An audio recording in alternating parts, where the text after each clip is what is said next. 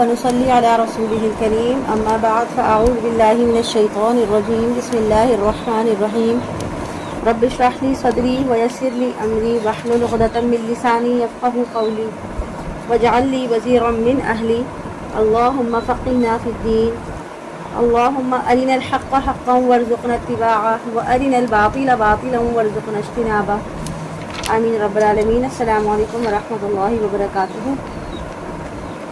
آج ہم سورہ رعد اسٹارٹ کریں گے۔ کل ہم نے سورہ یوسف مکمل کی تھی، آج اسٹارٹ کریں گے سورۃ الرعد۔ بسم اللہ الرحمن الرحیم۔ الف لام را الف لام میم را تلک آیات الکتاب اللہ الذی رفع السماوات بغیر عمد ترونها۔ الف لام میم را، یہ اللہ کی کتاب کی آیات ہیں، اور اے نبی جو چیز آپ پر نازل کی گئی ہے آپ کے رب کی طرف سے وہ حق ہے، لیکن اکثر لوگ ایمان نہیں لاتے یا ایمان لانے والے نہیں ہیں۔ اللہ ہی ہے جس نے اٹھایا آسمان کو بغیر ایسے ستونوں کے جنہیں تم دیکھتے ہو، یعنی کہ اس کائنات کے اندر جو بلندیاں ہیں انہیں ستونوں کے سہارے کی ضرورت نہیں ہے، بلکہ اللہ کی طرف سے ایک باہمی کشش ہے جس کی وجہ سے یہ عظیم الشان نظام جو ہے یہ بنایا گیا ہے، اور جس کے تحت تمام کہکشائیں، ستارے، سیارے سب اپنے اپنے مقام پر رہ کر اپنے مدار کے گرد گھوم رہے ہیں۔ یہ جو ہمارا سولر سسٹم ہے، جو ہمارا پورے آسمان پہ گیلیکسی وغیرہ ہے، یہ سب اللہ ہی کے بنائے ہوئے بلندیاں ہیں اور اسی کی بنائی ہوئی کائنات ہے۔ پھر وہ متمکن ہوا عرش پر اور اس نے مسلسل کام میں لگا دیا سورج اور چاند کو، ہر ایک چل رہا ہے اپنے معین وقت کے لیے، یعنی کہ کائنات کی ہر چیز متحرک ہے، ہر چیز موومنٹ میں ہے، ہر چیز چل رہی ہے، اس میں سکون اور قیام کا کوئی تصور نہیں۔ ہماری زندگی میں جو کام کاج ہے ہمارے لیے آرام بھی ہے اور کام بھی ہے، لیکن یہ جو گیلیکسیز ہیں، جتنی بھی کائنات میں جو چیزیں ہیں جو اللہ نے بنائی ہیں، یہ مستقل چلتی رہتی ہیں، یہ مسلسل متحرک رہتی ہیں، اور اس میں سکون قیام نہیں ہوتا۔ اور کائنات کی ہر شے کی عمر یا مہلت مقرر ہے، ہر ستارہ، سیارہ، جو بھی نظام شمسی اور کہکشاں کی مہلت ہے، زندگی ان کا ایک مقرر معین وقت ہے۔ وہ تدبیر فرماتا ہے اپنے امر کی اور تفصیل بیان کرتا ہے اپنی آیات کی، تاکہ تم اپنے رب کی ملاقات کا یقین کرو۔ اور وہی ہے جس نے زمین کو پھیلایا اور بنائے اس میں لنگر یعنی پہاڑ اور ندیاں۔ اللہ تعالیٰ نے زمین کا توازن برقرار رکھنے کے لیے اس پر پہاڑوں کو کھوٹے کی طرح گاڑ دیا، اور پانی کی فراہمی کے لیے دریا اور ندیاں بہا دی، اور اس طرح ہر طرح کے پھلوں میں جوڑے بنائے۔ یعنی کہ جوڑے بنانے کا قانون جو ہے وہ اللہ تعالیٰ کا بہترین قانون ہے کہ زوجین جو ہے نا، نر اور مادہ، اس کی تخلیق، ان کا قاعدہ قانون اللہ تعالیٰ کے یہاں ایک باقاعدہ نظام کے طور پر رکھا گیا ہے۔ اور یہاں پہ پھلوں کے حوالے سے اشارہ ہے نا کہ پھلوں کے جوڑے بنائے، تو جو پھل ہوتے ہیں جتنے بھی فروٹ، ان میں بھی باقاعدہ میل اور فیمیل کا نظام موجود ہے۔ کہیں نر، اور یعنی کہ کہیں نر پھول جو ہے وہ الگ ہوتا ہے، کہیں مادہ پھول ہوتا ہے، اور کہیں ایک ہی پھول کے دونوں حصے ہوتے ہیں، نر اور مادہ۔ یغشی اللیل النہار ان فی ذلک لآیات لقوم یتفکرون، وہ ڈھانپ دیتا ہے دن پر رات کو، یقیناً اس میں نشانیاں ہیں غور و فکر کرنے والوں کے لیے۔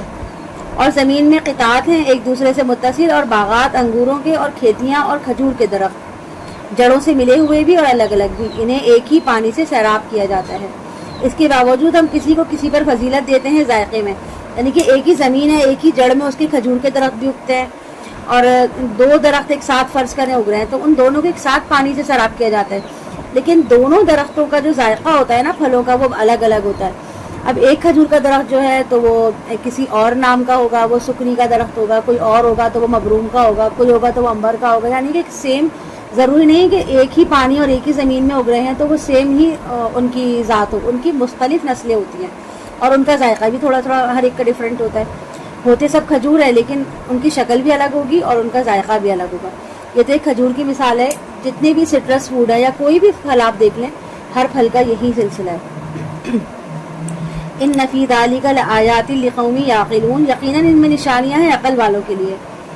اور اگر تمہیں تعجب کرنا ہے تو قابل تعجب ہے ان کا یہ قول کہ کیا ہم مر کر مٹی ہو جائیں گے تو کیا ہم دوبارہ وجود میں آئیں گے، یعنی کہ کفار کو مر کے دوبارہ جی اٹھنے پہ ہمیشہ ایک تعجب رہا۔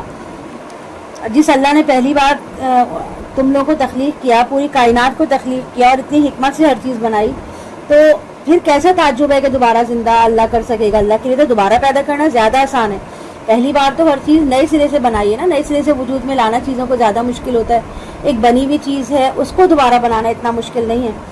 اولئک الذین کفروا بربہم واولئک الاغلال فی اعناقہم واولئک اصحاب النار ہم فیہا خالدون. یہی وہ لوگ ہیں جنہوں نے اپنے رب کا انکار کیا اور یہی وہ لوگ ہیں جن کی گردنوں میں طوق پڑے ہوئے ہیں اور یہی جہنمی ہیں، اس میں ہمیشہ ہمیشہ رہیں گے. اور یہ لوگ جلدی مچا رہے ہیں آپ سے برائی یعنی عذاب کے بھلائی سے پہلے، حالانکہ ان سے پہلے بہت سی مثالیں گزر چکی ہیں. اور یقیناً آپ کا رب لوگوں کے حق میں معاف کرنے والا ہے ان کے ظلم کے باوجود. یعنی کہ اللہ کی رحمت ہے، اس کی شان ہے کہ وہ ان کے بار بار مطالبے کے باوجود اور ان کے شرک اور ظلم کے باوجود ان پر عذاب نہیں بھیج رہا، عذاب کو روکے ہوئے ہے. اور یقیناً آپ کا رب سزا دینے میں بہت سخت ہے. اور کافر لوگ کہتے ہیں کہ کیوں نہیں اتاری گئی اس شخص پر کوئی نشانی اس کے رب کی طرف سے. تو اے نبی صلی اللہ علیہ وسلم آپ بس خبردار کرنے والے ہیں، ہر قوم کے لیے ہادی یعنی رہنما ہیں. اللہ یعلم ما تحمل کل انثی وما تغید الارحام وما تزداد وکل شیء عندہ بمقدار. اللہ خوب جانتا ہے ہر مادہ کیا اٹھائے ہوئے ہے اور وہ جانتا ہے جس قدر رحم سکڑتے یا بڑھتے ہیں اور ہر چیز اس کے اندازے کے مطابق ہے. یعنی کہ ہر مادہ چاہے وہ انسان ہو یا حیوان ہو، اس کے رحم میں جو کچھ ہے، یعنی کہ اس کی پریگننسی میں اللہ تعالیٰ نے اس کے پیٹ میں جو کچھ رکھا ہوتا ہے اللہ کو اس کا علم ہوتا ہے. اور جب ہمارا ٹھہر جاتا ہے تو رحم سکڑ جاتا ہے اور بچہ بڑھتا ہے تو اس کے بڑھنے سے رحم پھیلتا ہے. ایک ایک مادہ کے اندر ہونے والی ایک ایک تبدیلی جو ہے نا وہ اللہ کو معلوم ہے، اللہ جانتا ہے اس کو. اور اس کائنات کا بھی پورا نظام ایک طے شدہ حکمت عملی کے تحت چل رہا ہے. تو جہاں ہر چیز کی مقدار اور ہر کام کے لیے قاعدہ قانون مقرر ہے اور کوئی چیز اپنے حد سے تجاوز نہیں کرتی. عالم الغیب والشہادۃ الکبیر المتعال، وہ جاننے والا ہے غیب اور ظاہر کا، وہ بہت بڑا بہت بلندی والا ہے. اس کے علم میں برابر ہے تم میں سے جو بات کو تم دل میں چھپائیں اور جو اسے بلند آواز سے ظاہر کر دیں، اور وہ جو رات کی تاریکی میں چھپے ہوئے ہیں اور جو دن کی روشنی میں چلتے ہیں. یعنی کہ تمام دنیا کا ہر شخص، ہر مخلوق کی، یعنی چھوٹی سے چھوٹی چوٹی ہو یا بڑے سے بڑا انسان ہو، اللہ تعالیٰ کے علم میں ہر ایک ہے اور سب برابر ہے. اور ہر چیز کی ہر کیفیت اللہ تعالیٰ کو ہر وقت معلوم ہے. کوئی یہ نہیں کہہ سکتا کہ ہم کہیں چھپ جائیں گے، کہیں اندر چلے جائیں گے، اللہ کو نظر نہیں آئیں گے. ایسا نہیں ہے، ہم کسی بھی جگہ چلے جائیں ہم اللہ سے نہیں چھپ سکتے. ہم سارے انسانوں سے چھپ جائیں گے، ہر مخلوق سے چھپ جائیں گے، لیکن اللہ سے ہم نہیں چھپ سکتے. اس انسان کے لیے باری باری آنے والے پہرے دار مقرر ہیں، وہ اس کے سامنے اور اس کے پیچھے سے اس کی حفاظت کرتے ہیں اللہ کے حکم سے. یعنی اللہ تعالیٰ نے اپنی طرف سے ہم پر محافظ بھیجے ہوئے ہیں اور اللہ کے مقرر کردہ جو فرشتے ہیں وہ اللہ کی مرضی کے مطابق ہر وقت انسان کی حفاظت کرتے ہیں حتیٰ کہ اس کی موت کا وقت آ پہنچتا ہے. یقیناً اللہ کسی قوم کے حالات نہیں بدلتا جب تک کہ وہ خود نہیں بدلتے اس کیفیت کو جو ان کے دلوں میں ہے. یعنی کہ آپ باطنی کیفیت کو بدلیں گے، اس کے لیے محنت کریں گے تو اللہ کی طرف سے بھی آپ کے معاملے میں تبدیلی کر دی جائے گی. وَإِذَا أَرَادَ اللَّهُ بِقَوْمٍ سُوءًا فَلَا مَرَدَّ لَهُ وَمَا لَهُم مِّن دُونِهِ مِن وَالٍ. اور جب اللہ کسی قوم کے لیے کسی بری چیز کا یعنی عذاب کا فیصلہ کرتا ہے تو پھر اس کو لوٹانے والا کوئی نہیں ہے اور نہ ہی اللہ کے سوا کوئی مددگار ہے. وہی ہے جو تمہیں دکھاتا ہے بجلی کی چمک خوف سے بھی اور امید سے بھی، اور وہ اٹھاتا ہے بڑے بوجھل بادل. لیکن گہرے بادلوں کی جو گرج چمک ہے اس میں خوف کے سائے بھی ہوتا ہے اور امید کی روشنی بھی ہوتی ہے. خوف کے سائے کس طرح ہوتے ہیں؟ ڈر ہوتا ہے نا، آواز سے، گرج کی آواز سے گھبرا جاتے ہیں. اور امید کی روشنی یہ ہوتی ہے کہ شاید اس سے بارش ہو جائے اور اس سے فصلیں لہلا اٹھیں. جو کھیت کھلیان جو ہوتے ہیں تو سب بارشوں کی سہارے چلتے ہیں نا، تو بارشیں ہوں گی تو فصلیں لہلائیں گی اور خوشحالی جو ہے وہ ملے گی، قحط سالی ختم ہو جائے گی. اور خوف کیا ہوتا ہے کہ اگر بہت زیادہ بارشیں ہو گئیں تو کہیں ایسا نہ ہو کہ فصلیں تباہ ہو جائیں. تو یہ خوف اور امید دونوں کے درمیان جو ہے وہ معاملہ ہوتا ہے جب بادلوں کی گرج سے ہم سنتے ہیں. اور تسبیح کرتی ہے کڑک اس کی حمد کے ساتھ اور فرشتے بھی اس کے خوف سے. یعنی کہ جو کڑک اور گرج ہے نا، یہ بھی دراصل اللہ کی تمہید و تسبیح کا ایک انداز ہے. اور وہ بھیجتا ہے کڑکدار بجلیاں، پھر وہ گرا دیتا ہے انہیں جس پر چاہتا ہے. اور وہ اس وقت اللہ کے بارے میں جھگڑ رہے ہوتے ہیں اور اس کی پکڑ بہت سخت ہے. اسی کا پکارنا حق ہے. یعنی کہ اللہ ہی ایسی ہستی ہے جس کو پکارا جائے، اسے دعا کی جائے. اور کیونکہ وہی ہے جو سب کی پکار سنتا ہے، وہ حاجت کو جاننے والا ہے، حاجت روائی کا بھی وہی قادر ہے. کوئی اور تو ہماری حاجت پوری نہیں کر سکتا، اللہ ہی ہماری حاجت پوری کر سکتا ہے. اور اگر اس کو چھوڑ کر کسی اور کو پکارا جائے، چاہے وہ کوئی فرشتہ ہو، ولی ہو، نبی ہو، تو وہ تمہاری پکار اور فریاد کو نہیں سنے گا اور نہ ہی جو ہے وہ تمہاری پکار کو، اس کو پکارنا کوئی فائدہ یعنی تمہیں دے گا. صرف اللہ کی دعوت جو ہے وہی دعوت حق ہے. والذین یدعون من دونہ لا یستجیبون لہم بشیء، اور جن کو یہ لوگ پکار رہے ہیں اس کے سوا وہ ان کی دعا کو کسی طرح بھی قبول نہیں کرتے مگر جیسے کوئی پھیلا دے اپنے دونوں ہاتھ پانی کی طرف کہ وہ اس کے منہ تک پہنچ جائے، حالانکہ وہ اس کے منہ تک پہنچنے والا نہیں ہے. یعنی کہ اپنے ہاتھ پھیلا کر ہم پانی کو اپنے منہ میں لے جانا چاہیں تو یہ کیسے فائدہ ہو سکتا ہے کہ ہم یہ کر سکیں. اسی طرح غیر اللہ کو پکارنا، اس کے سامنے گڑ گڑانا اور اس سے امید رکھنا، یہ بھی بالکل بیکار چیز ہے. اور کافروں کی دعا تو بالکل بیکار ہے، یعنی جو اللہ کے سوا کسی اور کو پکارتے ہیں ان کی پکار لا حاصل ہے، ان کا پکارنا بالکل بیکار ہے.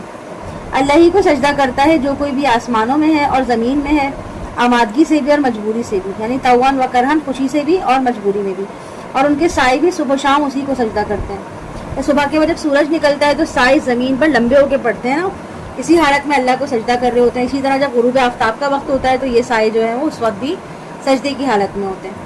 ان سے پوچھئے کون ہے آسمان اور زمین کا مالک؟ کہیے اللہ ہی ہے. کہیے کیا تم نے اس کو چھوڑ کر ایسی حمایتی بنا لیے ہیں جو خود اپنے لیے کسی بھی فائدے نقصان کا اختیار نہیں رکھتے؟ ان سے پوچھئے کیا برابر ہے اندھا اور دیکھنے والا؟ کیا برابر ہے اندھیرے اور روشنی؟ کیا انہوں نے اللہ کو ایسی شریک ٹھہرا لیے ہیں جنہوں نے تخلیق کی ہے اس کی تخلیق کی طرح؟ تو یہ تخلیق ان پر مشتبہ ہو گئی. یعنی کہ مشرکین کا معاملہ تو ایسا لگتا ہے کہ جیسے ان کے معبود جو ہیں انہوں نے کوئی مخلوق پیدا کر رکھی ہے اور کچھ مخلوق اللہ کی ہے. اب وہ بیچارے پریشان ہیں، اسی ٹینشن میں مبتلا ہیں کہ کنفیوز ہیں کہ کون سی مخلوق جو ہے وہ اللہ سے منسوب کریں اور کس کس کو اپنے معبودوں کے مخلوق مانیں. جبکہ ایسا نہیں ہے، وہ خود تسلیم کرتے ہیں کہ آسمان اور زمین میں جو کچھ بھی ہے اس کا خالق اور مالک اللہ ہے. تو پھر اللہ کو مانتے تو ہیں لیکن وہ اللہ کو واحد اکیلا معبود نہیں مانتے، اس میں وہ شک و شبہات میں پڑے رہتے ہیں.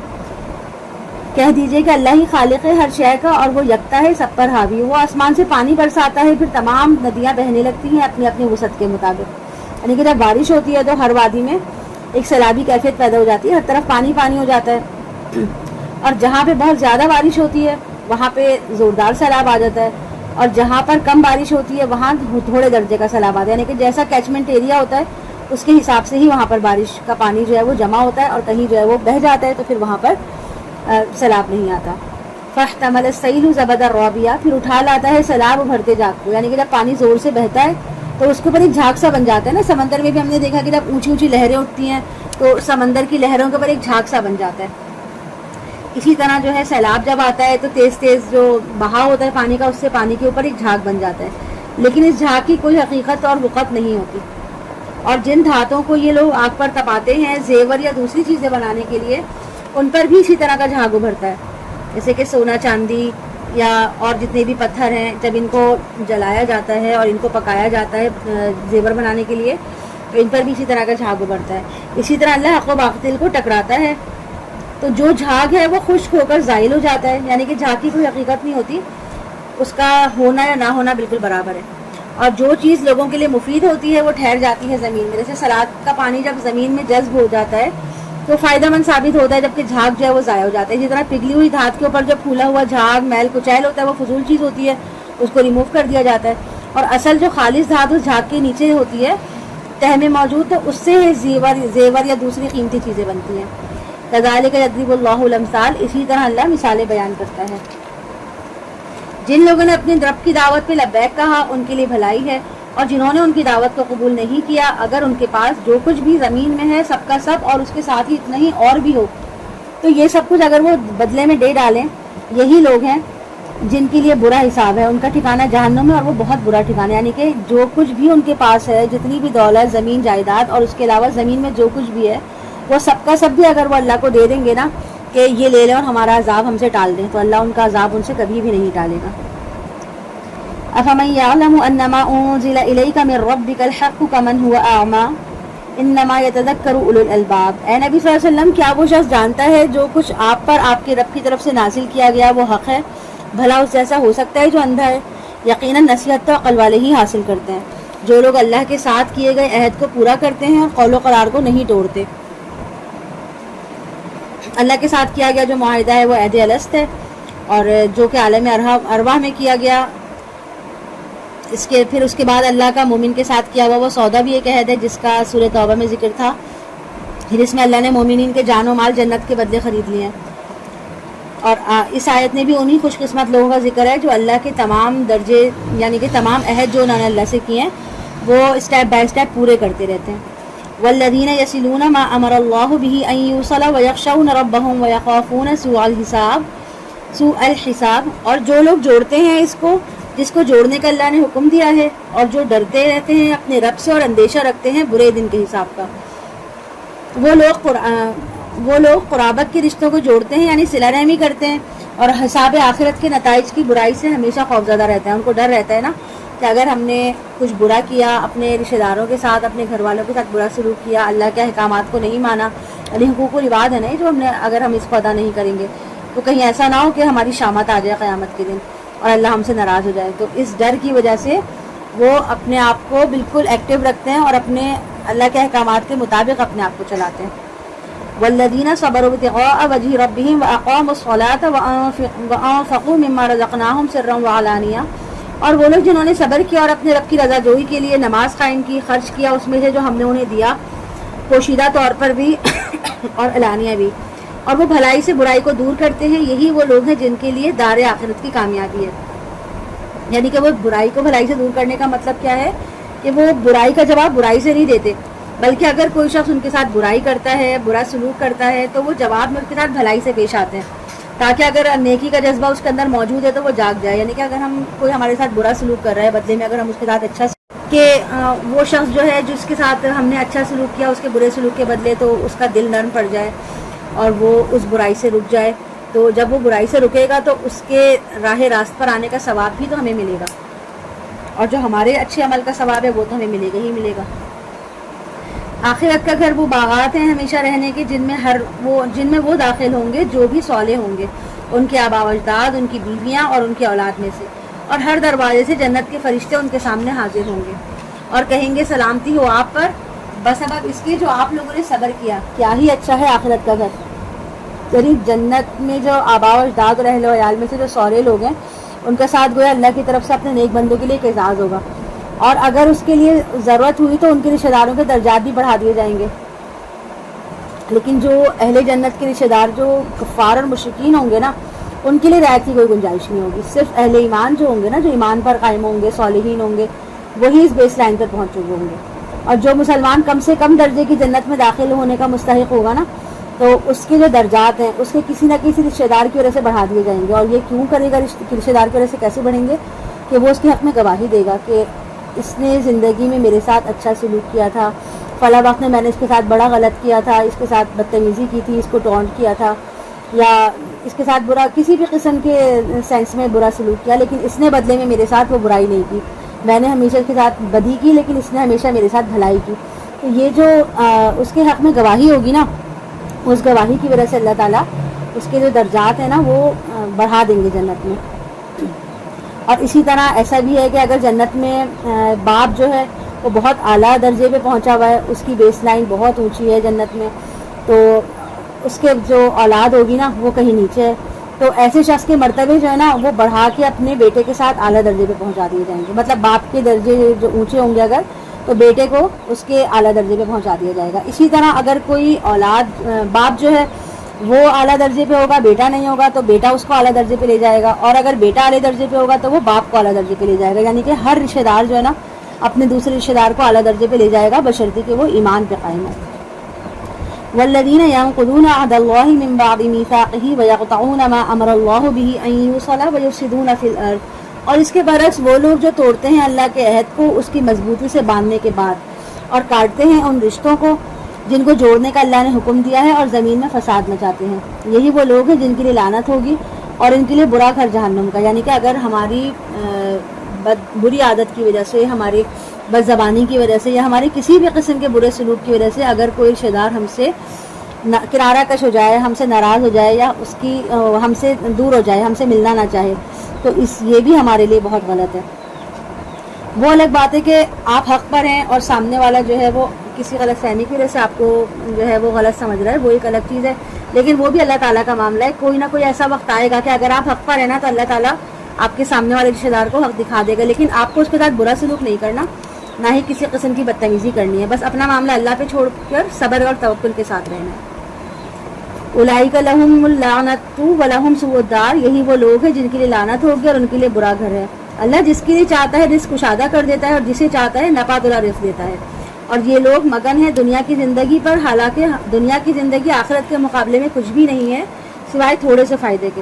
यानी कि इंसान को आखिरत की ज़िंदगी की ना इनामात की उम्मीद नहीं होती, और उसकी जो कोशिश है, जिद्दोजहद है, वो सिर्फ दुनिया की ज़िंदगी में लग जाती है। अपनी तमाम सलाहियतें भी इंसान जो है वो दुनिया की ज़िंदगी में सर्फ कर देता है, उसी की ज़ेब व ज़ीनत में लगा रहता है, घर बनाने में, सजाने में, सब में लगा रहता है। लेकिन अपने दीन को संवारने की जो कोशिश उसको करनी चाहिए ना, उस पर उसकी तवज्जो बहुत कम होती है। और अपने इसी तर्ज अमल पे खुश मुतमईन भी रहता है कि कोई चीज़ सजाई फिर गए, वाह कितनी अच्छी लग रही है।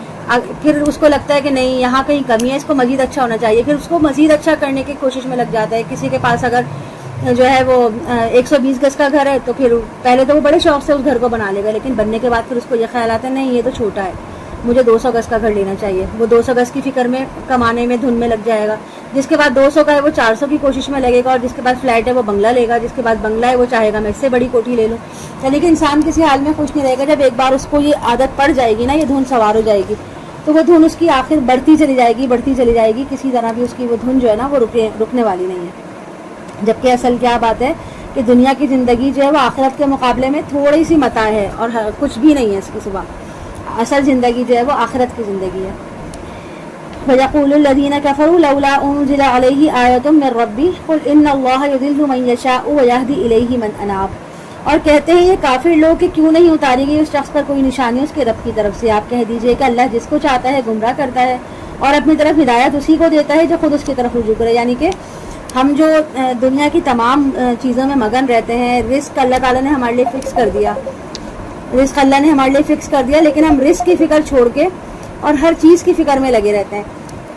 मतलब दुनिया हर काम की फ़िक्र छोड़ के रिस्क की फ़िक्र में लगे रहते हैं कि बस किसी तरह रिस्क कमा लें, कमाई की फ़िक्र में हराम हलाल छोड़ के और इस फ़िक्र में लग जाते हैं कि बस रिस्क कमा लें। जबकि अल्लाह ने क्या कहा है कि हिदायत के तालिब बनो। जो हिदायत का तालिब होगा और अल्लाह की तरफ मुतवज्जा होगा उसे ही नेमत हिदायत मिलेगी। और हम इस चीज़ की तरफ तवज्जो नहीं देते कि जो चीज़ हमारे लिए लाजिम है, हमें करनी है, आखिरत की तैयारी करनी है, हम उसकी फ़िक्र नहीं करते। जब हिदायत हमें मिलेगी जभी तो हम अल्लाह के अहकामात को सुनेंगे, समझेंगे, मानेंगे और उस पर अमल करेंगे, और फिर ही उसी सूरत में ही हम जन्नत तक पहुंच सकते हैं। आखिरत में हम अपने लिए अच्छा ठिकाना बना सकते हैं।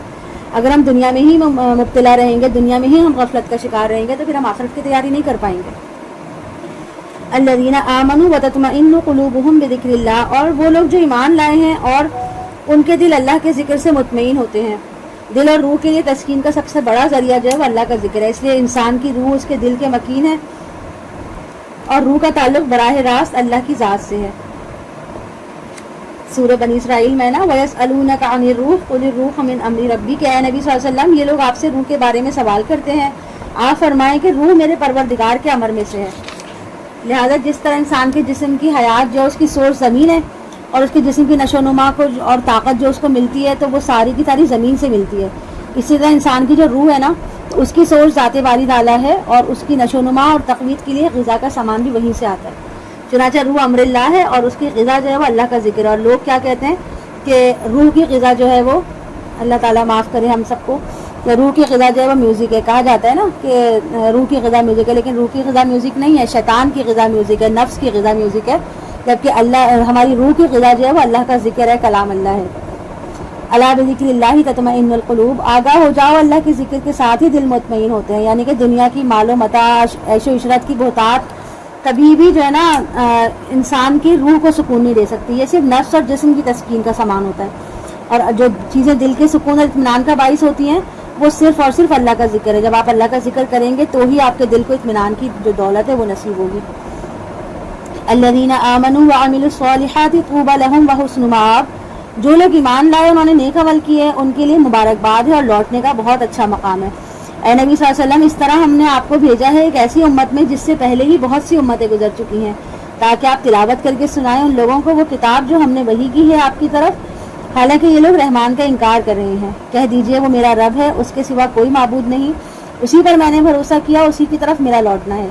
और अगर होता कोई ऐसा कुरान जिसके ज़रिए से पहाड़ चल पड़ते या ज़मीन के टुकड़े टुकड़े हो जाते या कलाम करते उसके ज़रिए मुर्दे, तब भी ये ईमान लाने वाले नहीं थे। यानी कि जितने भी मौज़ात वो मांग रहे हैं ना, वो सारे मौज़ात अगर उनके सामने आ भी जाते फिर भी उनका दिल इतना सख्त है कि वो ईमान लाने वाले फिर भी नहीं थे। بلکہ اختیار تو کل کا کل اللہ کے ہاتھ میں ہے. کیا اہل ایمان اس پر مطمئن نہیں ہو جاتے کہ اللہ چاہتا تو تمام انسانوں کو ہدایت دے دیتا، اور جو کافر ہیں ان کو برابر پہنچتی رہے گی ان کے اعمال کے سبب کوئی نہ کوئی آفت یا ان کے گھروں کے قریب اترتی رہے گی یہاں تک کہ اللہ کا وعدہ آ جائے. یقیناً اللہ اپنے وعدے کی خلاف ورزی نہیں کرتا. آپ سے پہلے بھی رسولوں کا مذاق اڑایا گیا تو میں نے، اور اے نبی صلی اللہ علیہ وسلم آپ سے پہلے بھی رسولوں کا مذاق اڑایا گیا تو میں نے ڈھیل دی کچھ عرصے کے لیے کافروں کو، پھر میں نے ان کو پکڑ لیا. تو کیسا رہا میرا عذاب. تو کیا وہ ہستی جو ہر جان سے محاسبہ کرنے والی ہے جو اس نے کمائی کی ہے اوروں کی طرح کیسے ہو سکتی ہے؟ یعنی کہ اللہ تو ہماری ہر حرکت پہ نظر رکھا ہوا ہے، کسی اور کو تو یہ قدرت حاصل ہی نہیں ہے. وَجَعَلُوا لِلَّهِ شُرَكَاءَ، اور انہوں نے اللہ کے شریک بنا لیے ہیں. آپ کہیے ذرا ان کے نام تو بتاؤ. کیا تم اللہ کو جتانا چاہتے ہو وہ شے جو نہیں جانتا زمین پر، یا تم صرف سطحی باتیں کرتے ہو؟ یعنی کہ جو منہ میں آتا ہے وہ کہہ ڈالتے ہو. شریکوں کے بارے میں بھی بڑے بڑے دعوے کرتے ہو جو کہ بالکل کھوٹلے ہیں، بے بنیاد ہیں. بلکہ ان کافروں کے لیے ان کی مکاریاں مزین کر دی گئی ہیں اور وہ روک دیے گئے ہیں سیدھے راستے سے، اور جسے اللہ گمراہ کر دے تو اسے ہدایت دینے والا کوئی بھی نہیں ہے. ان کے لیے عذاب ہے دنیا کی زندگی میں بھی، اور آخرت کا عذاب تو اس سے بھی زیادہ سخت ہوگا، اور نہیں ہوگا کوئی بھی ان کو اللہ سے بچانے والا. مثال اس جنت کی جس کا وعدہ کیا گیا ہے متقیوں سے. اس کے دامن میں ندیاں بہتی ہوں گی، اس کے پھل بھی ہمیشہ قائم رہنے والے ہوں گے اور اس کے سائے بھی. یہ ہے وہ انجام ان لوگوں کا جنہوں نے تقویٰ کی روش اختیار کری، اور کافروں کا انجام تو آگ ہے.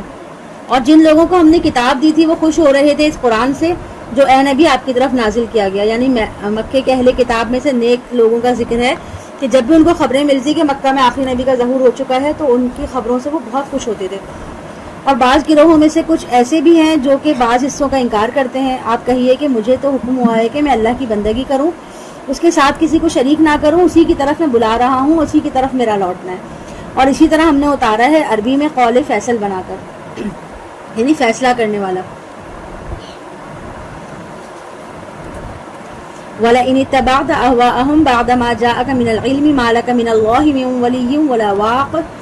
اور اے نبی اگر آپ نے ان کی خواہشات کی پیروی کی اس کے بعد کہ آپ کے پاس صحیح علم آ چکا تو نہیں ہوگا آپ کے لیے اللہ کی طرف سے نہ کوئی حمایتی نہ کوئی بچانے والا.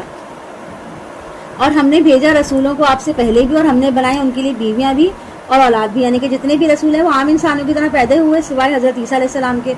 پھر اسی طرح ان کے نکاح بھی ہوئے اور ان کے اولادیں بھی ہوئی. عیسیٰ علیہ السلام تو بغیر باپ کے پیدا ہوئے تھے، اس لیے ان کا جو سلسلہ ہے وہ تھوڑا سا الگ ہے باقی سب سے.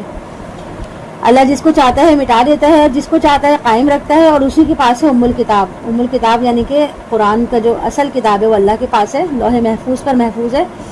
اور یہ جو اصل قرآن جو ہے وہ لوح محفوظ میں ام الکتاب میں کہیں ہے. اور یہ جو قرآن ہمارے پاس ہے یہ اس کی نقل ہے جو اللہ تعالیٰ نے اپنے خاص عنایت مہربانی سے محمد صلی اللہ علیہ وسلم کی توسط سے ہمیں دنیا میں عطا کیا.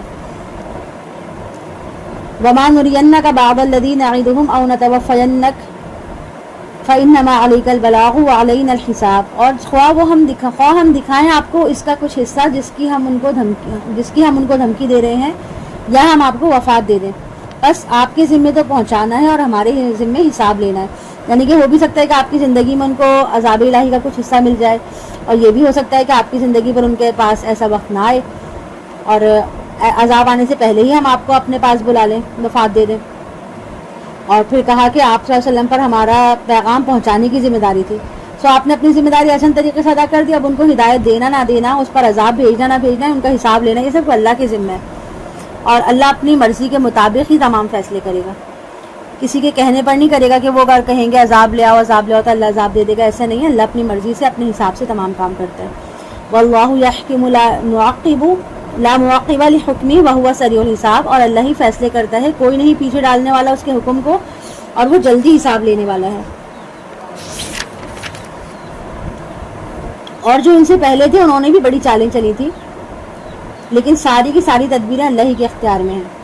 وہ جانتا ہے ہر جان کو جو کچھ وہ کماتی ہے، اور عنقریب معلوم ہو جائے گا ان کافروں کو کہ آخرت کا گھر جو ہے وہ اس کی کامیابی کس کے لیے ہے. اور یہ کافر کہتے ہیں کہ آپ صلی اللہ علیہ وسلم اللہ کی رسول نہیں ہیں. آپ کہہ دیجئے کہ اللہ کافی ہے گواہ میرے اور تمہارے درمیان.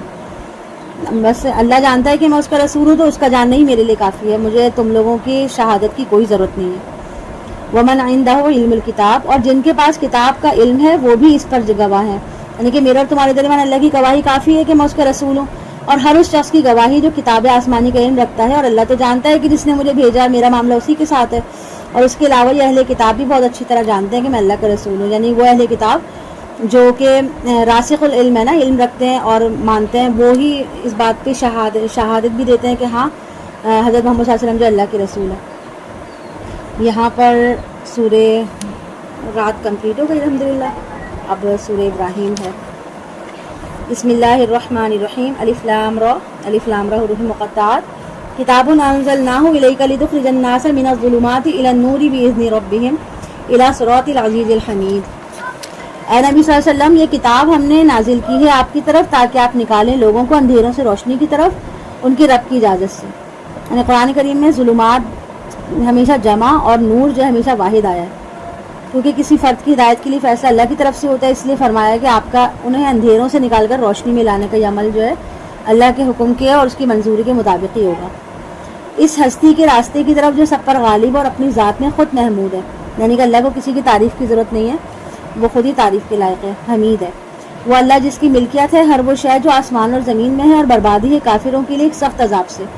وہ لوگ جو پسند کرتے ہیں دنیا کی زندگی کو آخرت کے مقابلے میں، اور وہ روکتے ہیں اللہ کے راستے سے، ان کے اندر ٹیڑھ تلاش کرتے ہیں، یقیناً یہ لوگ بہت دور کی گمراہی میں مبتلا ہو چکے ہیں۔ یعنی کہ یہاں ہم سب کو دیکھنے کی ضرورت ہے کہ ہماری زندگی کہاں جا رہی ہے، کہاں ہماری صلاحیتیں استعمال ہو رہی ہیں، اور ہماری زندگی کا جو پلاننگ ہے وہ کیا ہے، ہم اپنی زندگی کو کس طرح پلان کرتے ہیں، ہماری مشغولیات کیا ہیں، کہاں ہم مصروف رہتے ہیں، اور دنیا اور آخرت کے ہم نے حساب کتاب کو سمیٹنے کے لیے کیا بھاگ دوڑ کی ہے، اصل زندگی کے لیے جو حقیقی زندگی ہماری آخرت کے، اس کے لیے ہم نے کیا کچھ کیا ہے۔ اور یہاں جو اللہ کے راستے سے روکنے کی مثال ہے وہ ایسی ہے کہ آپ کو موقع جگہ جگہ ایسا ملے گا، قدم قدم پہ ایسے لوگ ملیں گے جو آپ کو اس طرح روکیں گے کہ بھائی، جیسے مثلاً ایک نوجوان ہے، اگر وہ اللہ کی طرف دین کے شعور کے ساتھ اس کو ہدایت نصیب ہو گئی اور وہ اپنا رخ اسی پہ ڈالنا چاہتا ہے، تو لوگ اس کا مذاق اڑاتے ہیں کہ بھائی تم کہاں نکل رہے ہو، اپنا کیریئر دیکھو، اپنے مستقبل کی فکر کرو، اگر تم یہ مولوی بنے رہو گے اور یہ دین کے چکروں میں لگ جاؤ گے تو کماؤ گے کیسے، اپنا کیریئر کیسے بناؤ گے۔ تو اس طرح اس کو کسی نہ کسی طرح قائل کر کے اس کے راستے سے ہٹانے کی کوشش کرتے ہیں۔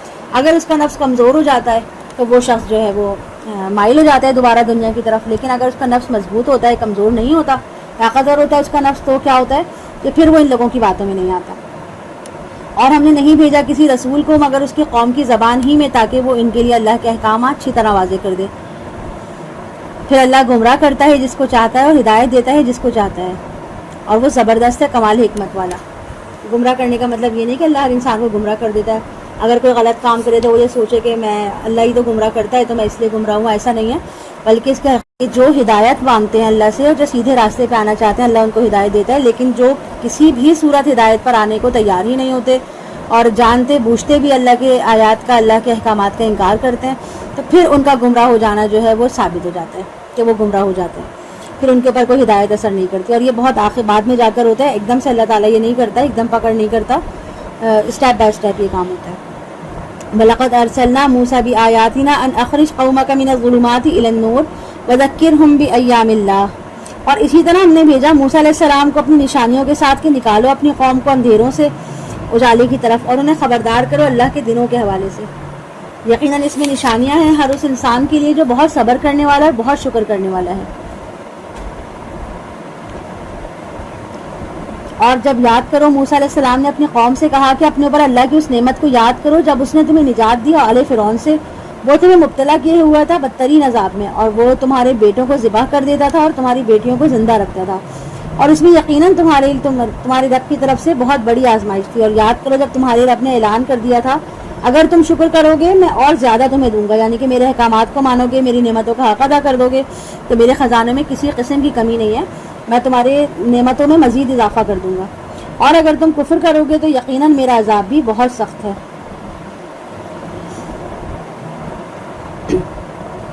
اور موسیٰ علیہ السلام نے کہا اگر تم کفر کرو اور جو بھی لوگ زمین میں ہیں وہ سب کے سب کافر ہو جائیں تو یقیناً اللہ غنی اور اپنے ذات محمود ہے، یعنی کہ اللہ کو کسی کی تعریف کی، کسی کے دین پہ چلنے کی، ایمان لانے کی کوئی حاجت نہیں ہے۔ جو انسان اپنے لیے جو انسان بھی اچھا عمل کرے گا وہ خود اس کے اپنی ذات کے لیے ہوگا. الم یأتکم نبأ الذین من قبلکم قوم نوح وعاد وثمود، کیا تمہارے پاس آ نہیں چکی ہیں خبریں ان لوگوں کی جو تم سے پہلے تھے؟ یقیناً قوم نوح، عاد اور سمود کی، اور ان کی جو ان کے بعد ہوئے. انہیں اللہ کے علاوہ کوئی نہیں جانتا. ان کے پاس آئے ان کے رسول واضح نشانیاں لے کر تو انہوں نے اپنی انگلیاں اپنے منہوں میں ٹھونس لی اور کہا کہ ہم تو انکار کرتے ہیں اس کا جس کے ساتھ تم بھیجے گئے ہو، اور تم ہمیں جس چیز کی دعوت دے رہے ہو اس کے بارے میں ہم سخت الجھن میں ڈال دیے گئے ہیں اور شک میں مبتلا ہیں. ان کے رسولوں نے کہا کہ کیا تم اللہ کی ذات کے بارے میں شک کرتے ہو جو آسمان اور زمین کا پیدا کرنے والا ہے؟ وہ اللہ تمہیں بلا رہا ہے تاکہ تمہارے گناہوں کو بخش دے اور ایک وقت معین تک تمہیں مہلت دے دے. انہوں نے جواب دیا کہ نہیں ہیں آپ لوگ مگر ہماری ہی طرح کے انسان. آپ چاہتے ہیں کہ روک دیں ہمیں ان بتوں کی پرستش سے جن کو ہمارے آباء و اجداد پوچھتے تھے، تو لائیے آپ ہمارے سامنے کوئی کھلا معجزہ. ان کے رسولوں نے ان سے کہا کہ واقعی ہم کچھ نہیں ہیں مگر تمہاری ہی طرح کے انسان، لیکن اللہ احسان فرماتے اپنے بندوں میں سے جس پر چاہتا ہے، اور ہمارے لیے ممکن نہیں کہ ہم لے آئیں تمہارے پاس کوئی معجزہ اللہ کے حکم کے بغیر، اور اللہ ہی پر توکل کرنا چاہیے اہل ایمان کو. اور ہمیں کیا ہے کہ ہم اللہ پر توکل نہ کریں حالانکہ اس نے ہمارے راستوں کو ہدایت بخشی ہے. یعنی کہ اللہ کے تقرب کے طریقہ اور اب کی طرف آنے کے راستے اسی نے تو ہمیں بتائیں، تو کیسے ممکن ہے کہ ہم اللہ کے اوپر توکل نہ کریں؟ اور ہم صبر ہی کریں گے اس تکلیف پر جو تم ہمیں پہنچا رہے ہو، اور اللہ ہی پر توکل کرنا چاہیے تمام توکل کرنے والوں کو. اور کہا ان لوگوں نے جو کافر تھے اپنے رسولوں سے، ہم لازماً نکال باہر کریں گے تمہیں اپنی زمین سے، یا تمہیں لوٹنا ہوگا ہمارے دین میں. تو وہی کی ان کی طرف ان کے رب نے کہ ہم ان ظالموں کو اب لازماً ہلاک کر دیں گے اور ہم آباد کریں گے زمین میں تم لوگوں کو ان کے بعد. یہ ان لوگوں کے لیے ہے جو میرے سامنے کھڑے ہونے سے اور میری وعید سے ڈرتے ہیں. اور جو لوگ اللہ کے عذاب اور وعید سے ڈرتے ہیں تو روز محشر اللہ کی عدالت میں کھڑے ہونے کے تصور سے لرزتے ہیں، تو وہ کبھی بھی راہ راست سے ہٹیں گے ہی نہیں. اور جن کو یہ ڈر نہیں ہے تو وہ کبھی بھی راہ راست پر آئیں گے نہیں. وَاسْتَفْتَحُوا وَخَابَ كُلُّ جَبَّارٍ عَنِيدٍ، اور انہوں نے فیصلہ طلب کیا اور نامراد ہو کر رہا ہر سرکش ضدی. یعنی جو کفر پہ ڈٹے رہے اپنے رسول کے جو ہے اس سے، جبکہ ان کے رسول ان سے اصرار کرتے رہے کہ ہم، اور کہتے رہے کہ دین کی طرف آ جاؤ، اللہ کو مان لو، اللہ کے احکامات مان لو، مگر ان کا یہی اصرار تھا کہ ہمارے تمہارے درمیان آخری فیصلہ وہ ہو جانا چاہیے. یعنی کہ جس عذاب سے تم ہمیں ڈرا رہے ہو بس تم وہ لے آؤ، کسی طرح ہمارے سامنے لے آؤ. تو ان کی سرکشی اور ہٹ دھرمی کے نتیجے میں ان کی قوم کو نیست و نابود کر دیا جاتا تھا. اور یہ سب کچھ تو ان لوگوں کے لیے دنیا میں ہوا، جبکہ آخرت کی بڑی سزا اس کے علاوہ ہے جس کو جھیلتے ہوئے ان میں سے ہر ایک سرکش ضدی جو ہے وہ نشان عبرت بن جائے گا. من ورائہ جہنم ویسقی من ماء صدید، اس کے پیچھے جہنم ہے اور اس کو پلایا جائے گا پیپ والا پانی. وہ اس کو گھونٹ گھونٹ پینے کی کوشش کرے گا لیکن اسے حلق سے اتار نہیں پائے گا، اور اسے ہر طرف سے موت آتی ہوئی نظر آئے گی لیکن مر نہیں سکے گا. لیکن شدید تکلیف میں جب ہوتا ہے انسان تو موت اس کو راحت پہنچاتی ہوتے ہیں نا. بیڈ پہ پڑے ہوئے مریض شدت کی بیماری میں مبتلا ہوتے ہیں، پھر وہ کہتے ہیں ان کے کبھی وہ خود اپنے منہ سے کہہ دیتے ہیں کہ ہمیں کوئی ایسا انجیکشن لگا دیں کہ ہماری موت ہو جائے تاکہ ہمیں سکون مل جائے، ہمیں تکلیف سے راحت مل جائے. اور کچھ ایسے رشتہ دار ہوتے ہیں جو کہ کہتے ہیں کہ ہاں آپ ان کو جو ہے وہ موت کی نیند سلا دیں. ہوتے ہیں کچھ حالات کبھی انسان کے اوپر ایسے بھی آ جاتے ہیں، تو ان کے نزدیک کیا ہوتا ہے کہ موت جو ہے وہ انسان کو راحت پہنچاتی ہے. لیکن جہنم ایسی جگہ ہے جہاں انسان کو موت نہیں آئے گی. انسان نہ وہاں پہ وہ مرے گا نہ وہاں جیے گا. اور جہنم جو ہے وہ شدید خواہش کریں گے کہ ان کو موت آ جائے تاکہ انہیں جو عذاب ہے جہنم کا اس سے نجات مل جائے، لیکن ان کی یہ خواہش کسی صورت پوری نہیں کی جائے گی. من ورائی عذاب غلیظ، اور اس کے بعد اس کے لیے ایک اور سخت عذاب ہوگا.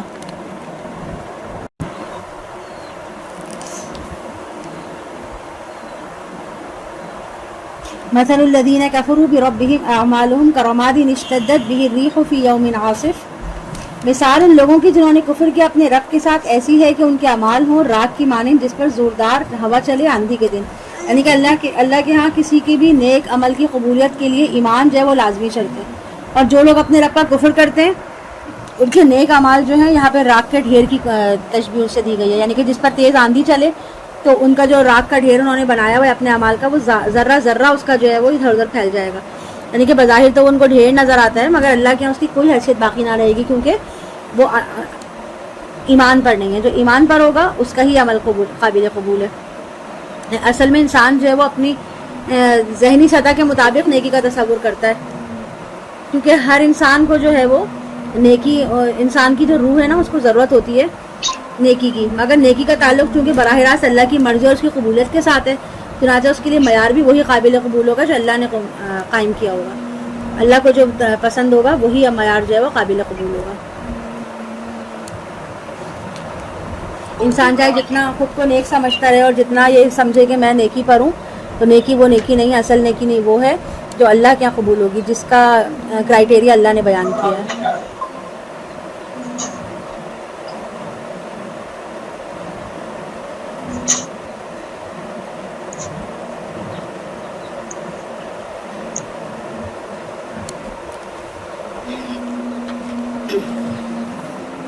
قیامت کے دن بے شمار لوگ ایسے ہوں گے جو اپنے ذم میں بہت نیکیاں لائے ہوں گے. وہ کہیں گے کہ ہم نے بہت نیکیاں کی ہیں، بڑے بڑے پہاڑ کھڑے کیے ہیں نیکیوں کے، مگر اللہ کے نزدیک ان نیکیوں کی کوئی حیثیت وقت نہیں ہوگی. انہیں کچھ بھی ہاتھ نہ آئے گا اس میں سے جو کمائی انہوں نے کی ہوگی. یہی تو ہے دور کی گمراہی. یعنی کہ بڑے بڑے خدمت خلق کے پروجیکٹ کر لیں، بڑی بڑی نیکیاں کر لیں، لیکن یہ نیکیاں ان کے کام نہیں آئیں گی کیونکہ وہ ایمان پر قائم نہیں تھے. کیا تم نے دیکھا نہیں کہ اللہ نے آسمان اور زمینوں کو حق کے ساتھ پیدا کیا ہے؟ اگر وہ چاہے تو تم لوگوں کو لے جائے، ہلاک کر دے اور ایک نئی مخلوق لے آئے. اور یہ کام اللہ کے لیے کوئی بھاری نہیں ہے. وہ اللہ کے سامنے کھڑے ہوں گے سب کے سب، تو کہیں گے کمزور لوگ متکبرین سے کہ ہم آپ لوگوں کے پیروکار تھے، تو کیا آپ اللہ کے عذاب میں سے ہمارے لیے کچھ کمی کر سکتے ہیں؟ یعنی کہ کمزور لوگ طاقتور لوگوں سے، وہ دنیا میں جن کو اپنا سردار اپنا لیڈر مانتے تھے، جن کو فالو کرتے تھے، ان سے کہیں گے کہ آپ کے تو ہم بڑے فرما بردار تھے، آپ کا ہر حکم مانتے تھے، آپ کی خدمت کرتے تھے، آپ کے جھنڈے اٹھائے اٹھائے آپ کے پیچھے پھرتے تھے، تو آپ کے لیے زندہ باد کے نعرے بھی خوب لگاتے تھے. تو اب ان خدمات کی عوض آپ ہمارے عذاب سے کچھ ہدایت دلائیں نا. لیکن ہوگا کیا؟ وہ کیسے ہدایت دلائیں گے جبکہ وہ خود ہی ہدایت پر نہ ہو؟ وہ کہیں گے کہ اگر اللہ نے ہمیں ہدایت دی ہوتی تو ہم تمہیں بھی ہدایت کی راہ دکھاتے. یعنی کہ ہم بھی خود بھی گمراہ تھے اور ہم نے تمہیں بھی گمراہ کر دیا. اب ہمارے حق میں برابر ہے، چاہے ہم جزا و فضا کریں یا صبر کریں، ہمارے لیے خلاصی کی کوئی صورت نہیں. یعنی کہ اب تو برابر ہے کہ چاہے ہم چیخیں چلائیں، شور مچائیں، واویلا کریں یا پھر ہم صبر کریں. اب بچنے کی تو کوئی صورت ہمارے لیے بچی ہی نہیں ہے. وقال الشیطان لما قضی الامر ان اللہ وعدکم وعد الحق ووعدتکم فاختلفتکم وما كان لي علیکم من سلطان الا ان دعوتکم فاستجبتم لی.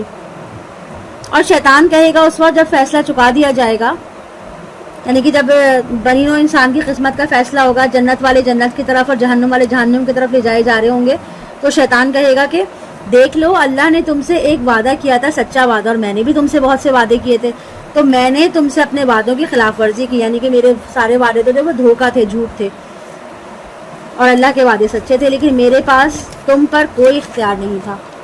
یعنی کہ میں نے تم پہ کسی قسم کا جبر نہیں کیا تھا، زبردستی تمہیں برائی کی طرف نہیں لے کے گیا تھا. یہ اختیار مجھے اللہ نے دیا، اللہ نے دیا ہی نہیں تھا.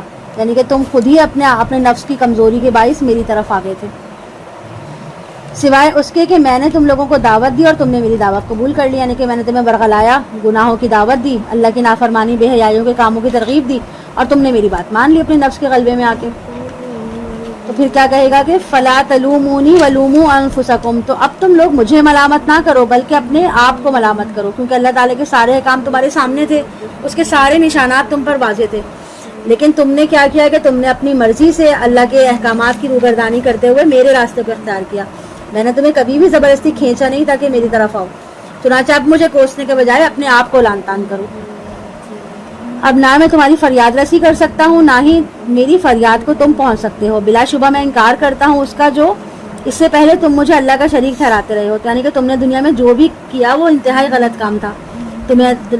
تم سب لوگوں کو اللہ کے احکام پر عمل کرنا چاہیے تھا، اس کے وعدے پہ اعتبار کرنا چاہیے تھا. تم لوگ نہ صرف اللہ کے احکام کو پیچھے ڈال کر میرا کہنا مانتے رہے بلکہ مجھے بھی اس کے برابر کا درجہ دیتے رہے. یعنی کہ جب ہم کسی کی بات نہ مان کر اور دوسرے کی بات مانتے ہیں تو ہم اس کو اس کے برابر کا درجہ دے رہے ہوتے ہیں نا. تو آج میں تمہارے سارے اعتقادات سے اعلان برات کرتا ہوں. یقیناً ظالموں کے لیے دردناک عذاب ہے. وہ انسانوں کو، جہنم والے لوگوں کو جن کو جہنم میں ڈالا جائے گا بے حال چھوڑ کے، اور خود وہاں سے ہٹ جائے گا کہ میرا تو کوئی قصور نہیں ہے، میں نے تو کچھ کیا ہی نہیں. ان الظالمین لہم عذاب علیم، یقیناً ظالموں کے لیے دردناک عذاب ہے. اور داخل کیے جائیں گے وہ لوگ جو ایمان لائے ہوں گے اور جنہوں نے نیک عمل کیے ہوں گے ایسے باغات میں جس کے نیچے ندیاں بہتی ہوں گی، اور وہ اس میں ہمیشہ ہمیشہ رہیں گے اپنے رب کے حکم سے. وہاں ان کی ملاقات کی دعا اور ایک دوسرے پر سلام ہوگی. अलम तरा कैफ़ दरब अल्लाहु मसलन कलिमतन तय्यबा, क्या तुमने गौर नहीं किया अल्लाह ने कैसी मिसाल बयान की है कलमा तैयबा की। कलमा तैयबा का मतलब तो ला इलाहा इल्लल्लाह मुहम्मद रसूलुल्लाह होता है, लेकिन यहाँ पर जो कलमा तैयबा है उससे मुराद है तौहीद, और तौहीद पर मबनी इंसान के अकायद, नज़रियात और भलाई की बात और हक़ की दावत। और कलाम तैयब का मतलब पाक बात, पाक कलाम। कहजरतिन तय्यबतिन अस्लुहा साबितुन व फरउहा फिस्समा, उसकी मिसाल ऐसी है जैसे एक पाकीज़ा दरख्त, उसकी जड़ मजबूत और शाखें आसमान में हों। ये दरख्त हर फसल में अपना फल लाता है अपने रब के हुक्म से, यानी कि इस दरख्त की जो जड़ें हैं ज़मीन में मजबूती से जमी होती हैं और उसकी शाखें आसमान से बातें कर रही होती हैं, और इसका फल भी मुतवातिर आता रहता है। और अल्लाह की मिसालें बयान करता है लोगों के लिए ताकि वो नसीहत हासिल करें, यानी कि कोई भलाई का काम हो, नेकी की दावत हो, हक़ की तहरीक हो। जिसने भी किसी ऐसी नेकी की इब्तिदा की तो उसने गोया अपने लिए उम्दा फलदार दरख्त लगा लिया, और ये दरख्त जब तक बाकी रहेगा अपने असरात और समरात से लोगों को फैज़याब करता रहेगा। जैसे किसी ने भलाई की दावत दी और उसकी दावत तो कुछ लोगों ने कबूल कर लिया, फिर उन्होंने आगे बढ़ के लोगों को मज़ीद ये बात बताई, वो अच्छी बात जो उसने इन लोगों को बताई थी वो उन्होंने आगे लोगों को बताई, फिर उन्होंने वो बात आगे लोगों को बताई। इस तरह ये हल्का जो है वो वसी से वसीतर होता जाएगा और ना मालूम कहाँ कहाँ तक पहुँचेगा। इसलिए कहा जाता है ना कि कलिमतन तय्यबा, कलाम तय्यब, यानी कि अच्छी बात, मारूफ बात मुँह से निकाली जाए, कि वो मारूफ बात आपकी एक बात होगी और वो लोग सीखते जाएंगे, अच्छी बात आपके आगे से आगे बढ़ती जाएगी और वो आपके लिए सदका जारिया बन जाएगी। इसके बारे में मोहम्मद सल्लल्लाहु अलैहि वसल्लम ने इरशाद फरमाया है कि जिस किसी ने इस्लाम में किसी नेक काम का आगाज़ किया तो उसके लिए उस काम का अजर भी होगा, और बाद में जो कोई भी इस पर अमल करेगा उसका अजर भी उसको मिलेगा, लेकिन उसके अजर व सवाब में कोई कमी ना होगी। और जिसने इस्लाम में किसी बुरी चीज़ का आगाज़ किया तो उस पर गुनाह होगा, और बाद में जो कोई भी उस पर अमल करेगा उसके गुनाह का बोझ भी उस पर डाला जाएगा, मगर उनके गुनाहों में कोई कमी नहीं होगी। यानी कि अगर आप अच्छी बात करेंगे, अच्छी बात लोगों को सिखाएंगे, कोई अच्छा अमल लोगों को सिखाएंगे तो वो भी आपके लिए सदका जारिया बनेगा, और अगर आपने कोई बुरी बात सिखाई, बुरा अमल सिखाया तो वो आपके लिए गुनाह जारिया बनेगा। वमसलु कलिमतिन खबीसतिन कशजरतिन खबीसतिन इज्तुस्सत मिन फौक़िल अर्दि मा लहा मिन क़रार, और कलमा खबीसा की मिसाल ऐसी है जैसे घटिया दरख्त, झाड़ झंकार जिसे ज़मीन के ऊपर से ही उखाड़ लिया जाए और उसका कोई करार नहीं। यानी कि भलाई के असरात के मुकाबले में बुराई की दावत, बुराई के असरात ऐसे हैं कि जैसे एक बहुत उम्दा, मजबूत और फलदार दरख्त के मुकाबले में कोई झाड़ियाँ, झाड़ झंकार बिल्कुल बेकार होते हैं ना, वो किसी काम के नहीं होते। अगर कहीं ऐसे जंगली दरख्त नज़र आते हैं तो उनको जो है वो उखाड़ के फेंक दिया जाता है कि इनका क्या काम है भला, ना वो साया दे सकते हैं, ना वो फल दे सकते हैं, ना उनकी जड़ें मजबूत होती हैं। तो इसी तरह जो भलाई और बुराई है उसका जो है सिलसिला वो भी कुछ इसी तरह होता है।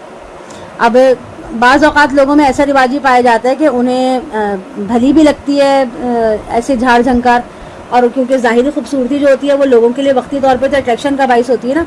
ऐसे हराम माल की कसरत है, उसकी चमक दमक से लोग मुतासिर हो जाते हैं। किसी के पास बहुत माल देखा, बड़े बड़े घर देखे, खूबसूरत सजावटें देखी तो फ़ौरन वो जाते हैं कि कितना अच्छा घर है, कितने अच्छे। अब उनको ये नहीं मालूम होता कि ये सब जो आया है उनके पास वो कहाँ से आया है, लेकिन वक्ती तौर पे लोग मुतासिर हो जाते हैं। फिर जब हकीकत खुलती है तो फिर वो तौबा करते हैं कि ये क्या हुआ, ये तो गलत है, ये सारी बातें दुनिया की ज़िंदगी में सिलसिले चलते रहते हैं।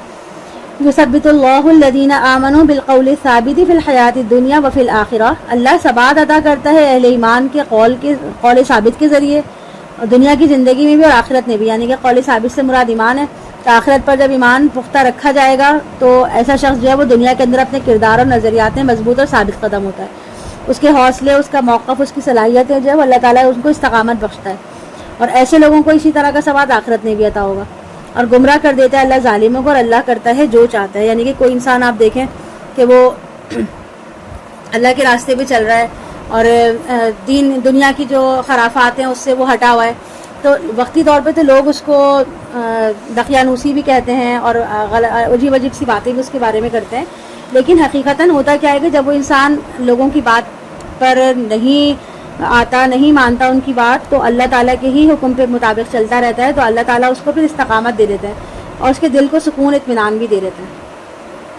और इसी तरह का जो इत्मीनान और सुकून है वो उसको आखिरत में भी मिलेगा। ज़ाहिर है जब उसने दुनिया में गुनाह किए नहीं होंगे तो आखिरत में तो उसके लिए इत्मीनान होगा, जन्नत का घर होगा।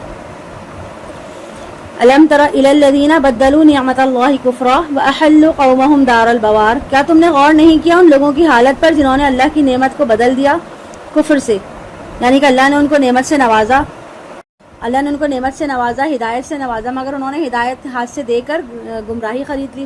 اللہ اس کے رسول اور اس کی کتاب سے کفر کیا تو اللہ نے ان کو اس نعمت سے محروم، اللہ کی دی ہوئی اس نعمت سے انہوں نے خود کو محروم کر لیا، یعنی کہ ہدایت سے محروم کر لیا، اور انہوں نے اپنے قوم کو لا اتارا تباہی کے گھر میں۔ یہ دار البوار جہنم ہے، وہ اس میں داخل ہوں گے اور بہت ہی بری جگہ ہے ٹھہرنے کی۔ اور انہوں نے اللہ کے مقابلے میں شریک ٹھہرا لیے تاکہ گمراہ کریں لوگوں کو اس کے راستے سے، یعنی جھوٹے معبودوں کا ڈھونگ رچا لیا تاکہ لوگوں کو اللہ کی بندگی سے ہٹا کر گمراہ کر دیں۔ آپ کہیے دنیا کی زندگی میں تم فائدہ اٹھا لو، پھر تمہارا لوٹنا آگ ہی کی طرف ہے۔ آپ کہیے میرے ان بندوں سے جو ایمان لائے ہیں کہ وہ نماز قائم کریں اور جو کچھ ہم نے انہیں دیا ہے اس میں سے خرچ کرتے رہیں، چھپا کر بھی اور اعلانیہ بھی، اس سے پہلے کہ وہ دن آئے جس میں نہ کوئی خرید و فروخت ہوگی، نہ کوئی دوستی کام آئے گی۔ اللہ ہی ہے جس نے پیدا کیا آسمان اور زمین کو اور اتارا آسمان سے پانی، پھر نکالا اس کے ذریعے سے پھلوں کی شکل میں تمہارے لیے رزق، اور مسخر کر دیا تمہارے لیے کشتی کو کہ وہ چلے سمندر میں اس کے حکم سے، اور اس نے مسخر کر دیا تمہارے لیے دریا اور نہریں وغیرہ، اور مسخر کر دیا اس نے تمہارے لیے چاند اور سورج کو کہ وہ مسلسل چل رہے ہیں، اور مسخر کر دیا تمہارے لیے رات اور دن کو، اور اس نے تمہیں وہ سب کچھ دیا جو تم نے اس سے مانگا، یعنی شعوری طور پہ بھی مانگنا اور غیر شعوری بھی، وہ تمام چیزیں جو اللہ نے ہمارے لیے فراہم کی ہیں جن کا ہماری وجود کو ضرورت ہے اور ہمیں زندگی قائم رکھنے کے لیے ان کی ضرورت ہے۔ تو کیونکہ انسان کی پوری زندگی، انسان کو پوری طرح شعور نہیں کہ اسے کس کس چیز کی کب کب ضرورت ہے اور کہاں کہاں ضرورت ہے اور یہ کس طرح دستیاب ہوں گی۔ یہ تمام سسٹم جو ہے وہ اللہ تعالیٰ نے بنایا ہے، اور اللہ تعالیٰ نے ہی دنیا کی تمام ضروریات کو پورا کرنے کے لیے اسباب پیدا کیے، اور جو کہ انسانی عقل کے لیے جو ہے تھا ہی نہیں کہ ان کا احاطہ انسان کر سکتا۔ اور اللہ تعالیٰ نے بہت سی ایسی چیزیں بھی پیدا کی ہیں کہ جن سے انسان کی ضرورتیں جانے میں پوری ہو رہی ہیں۔ مثلا انسان کو کب پتہ تھا کہ کون سی وٹامن کس چیز میں پائی جاتی ہے، اور مختلف غذاؤں کے ذریعے انسان کی ضرورتیں وٹامن بھی پوری کر رہے ہیں اور انسان کو خبر تک نہیں ہوتی، اور کون کون سے منرلز، کون کون سی چیزیں انسان کے لیے ضروری ہیں جو اللہ تعالیٰ غذاؤں کے ذریعے، ہواؤں کے ذریعے، گیسز کے ذریعے انسان کے اندر جو وہ اتار رہے ہیں۔ بہرحال اللہ تعالیٰ ہمیں وہ چیزیں بھی عطا کرتا ہے جو ہم اسے شعوری طور پہ مانگتے ہیں، اور وہ بھی عطا کرتا ہے جس کا ہمیں شعور نہیں ہے لیکن ہماری زندگی کی بقا کے لیے وہ ضروری ہے۔ وَإِن تَعُدُّوا نِعْمَةَ اللَّهِ لَا تُحْصُوهَا إِنَّ الْإِنسَانَ لَظَلُومٌ كَفَّارٌ، اور اگر تم اللہ کی نعمت کو گننا چاہو تو گن نہ سکو گے، یقیناً اللہ بڑا ہی ظالم اور بہت ناشکر ہے۔ اب ہمارا کیا ہوتا ہے کہ ہم ہر وقت وہ چیزیں یاد کرتے ہیں، ان چیزوں کا ذکر کرتے ہیں کہ جو کہ ہمیں نہیں ملی، لیکن جو ہمیں ملا ہے نا ہم اس کو غور ہی نہیں کرتے، اس لیے ہمیں کہا جاتا ہے کہ انسان جو ہے وہ بہت ظالم اور بہت ہی زیادہ ناشکر ہے۔ وَإِذْ قَالَ إِبْرَاهِيمُ رَبِّ اجْعَلْ هَٰذَا بَلَدًا آمِنًا وَاجْنُبْنِي وَبَنِيَّ أَن نَّعْبُدَ الْأَصْنَامَ، اور یاد کرو جب کہا ابراہیم علیہ السلام نے کہ اے میرے رب اس شہر مکہ کو بنا دے امن کی جگہ اور بچائے رکھ مجھے اور میری اولاد کو اس سے کہ ہم بتوں کی پرستش کریں۔ اے میرے پروردگار، ان بتوں نے پہلے بھی بہت سے لوگوں کو گمراہ کیا ہے، تو جو کوئی میری پیروی کرے تو وہ بلا شبہ مجھ سے ہے، یعنی کہ جیسے میں نے خود کو شرک سے پاک کر لیا، اب جو لوگ میری پیروی کریں گے وہ شرک سے دور رہیں گے، توحید کے راستے پہ چلیں گے، تو ایسے ہی لوگ میرے ساتھی ہیں اور ان کے ساتھ تیرا وعدہ پورا ہوگا، اور جو میری نافرمانی کرے تو بلا شبہ تو بخشنے والا مہربان ہے۔ اے ہمارے رب، میں نے اپنی اولاد کی ایک شاخ کو آباد کر دیا ہے اس بے آب و گیا وادی میں تیرے محترم گھر کے پاس، اے ہمارے پروردگار، تاکہ یہ نماز قائم کریں، تو لوگوں کے دلوں کو ان کی طرف مائل کر دے، یعنی کہ لوگوں کے دلوں میں بھی ان کی محبت پیدا ہو جائے اور اطراف میں جو لوگ رہتے ہیں وہ بھی ان کے پاس آئیں، تاکہ اس طرح یہاں رہنے اور بسنے کا بندوبست ہو سکے، اور ان کو رزق عطا کر پھلوں سے تاکہ وہ شکر ادا کریں۔ اور اے ہمارے پروردگار، تو خوب جانتا ہے جو کچھ ہم چھپاتے ہیں اور جو کچھ ہم ظاہر کرتے ہیں، اور اللہ پر تو کوئی شے چھپی نہیں زمین میں اور آسمان میں۔ اور الحمدللہ الذی وہب لی علی الکبر اسماعیل و اسحاق، کل شکر اور کل تعریف اس اللہ کے لیے ہے جس نے مجھے عطا فرمائے بڑھاپے کے باوجود اسماعیل اور اسحاق جیسے بیٹے۔ جب حضرت اسماعیل علیہ السلام پیدا ہوئے تھے تو حضرت ابراہیم علیہ السلام کی عمر 81 ایئرس تھی، اور اس کے کئی سال بعد جب اسحاق علیہ السلام پیدا ہوئے تو سوچیں کہ اس وقت تو 100 سے بھی اوپر عمر ہوگی ان کی، یا 100 تک تو ہوگی۔ ان ربی لسمیع الدعاء، یقیناً میرا پروردگار دعاؤں کا سننے والا ہے۔ رب اجعلنی مقیم الصلاۃ ومن ذریتی ربنا وتقبل دعاء ربنا اغفر لی ولوالدی وللمؤمنین یوم یقوم الحساب، اے میرے پروردگار مجھے بنا دے نماز قائم کرنے والا اور میری اولاد میں سے بھی، یعنی کہ مجھے توفیق عطا فرما کے میں نماز کو پوری طرح قائم کروں، اور میری اولاد کو بھی توفیق بخش دے کہ وہ لوگ بھی نماز کے قائم کرنے والے بن کے رہیں۔ اے ہمارے پروردگار میری اس دعا کو قبول فرما لے۔ اے ہمارے پروردگار مجھے، میرے والدین اور تمام مومنین کو بخش دے جس دن حساب قائم ہوگا۔ وَلَا تَحْسَبَنَّ اللَّهَ غَافِلًا عَمَّا يَعْمَلُ الظَّالِمُونَ إِنَّمَا يُؤَخِّرُهُمْ لِيَوْمٍ تَشْخَصُ فِيهِ الْأَبْصَارُ، اور آپ ہرگز نہ سمجھیں اللہ کو غافل اس سے جو یہ ظالم کر رہے ہیں، یقیناً وہ انہیں مہلت دے رہا ہے اس دن تک جس میں نگاہیں پھٹی کی پھٹی رہ جائیں گی۔ وہ دوڑتے ہوں گے محشر کی طرف اپنے سروں کو اوپر اٹھائے ہوئے، نہیں لوٹیں گے ان کی طرف ان کی نگاہ، اور ان کے دل اڑے ہوئے ہوں گے، یعنی خوف اور دہشت کے سبب ان کی نظریں جم کے رہ جائیں گی، ادھر ادھر حرکت کرنا بھول جائیں گی، بالکل پتھر جیسی ہو جائیں گی۔ اور اے نبی صلی اللہ علیہ وسلم خبردار کر دیجئے لوگوں کو اس دن کے عذاب سے جب وہ ان پر آ جائے، تو کہیں گے وہ لوگ جنہوں نے ظلم کی روش اختیار کی تھی کہ ہمارے پروردگار ہمیں مہلت دے دے، بس تھوڑی سی مہلت، ہم تیری دعوت قبول کر لیں گے اور رسولوں کی پیروی کریں گے۔ جواب میں کہا جائے گا کیا تم وہی لوگ نہیں ہو جو پہلے قسمیں کھایا کرتے تھے کہ تمہارے لیے کوئی زوال نہیں ہے، اور تم آباد تھے انہی لوگوں کے مسکنوں میں جنہوں نے اپنی جانب ظلم کیا، اور تم پر اچھی طرح واضح ہو گیا تھا کہ ہم نے ان کے ساتھ کیا سلوک کیا تھا، اور ہم نے تمہارے لیے مثالیں بھی بیان کر دی تھی، یعنی کہ تمام حالات کھول کھول کے بیان کر دیے تھے، پھر بھی تم نے ہدایت نہ پکڑی۔ وقد مکروا مکرہم، اور انہوں نے اپنی سی چالیں چلی، اور اللہ ہی کے قبضہ قدرت میں ہے ان کی تمام چالیں، اور ان کی چالیں ایسی تو نہ تھی کہ ان سے پہاڑ ٹل جاتے۔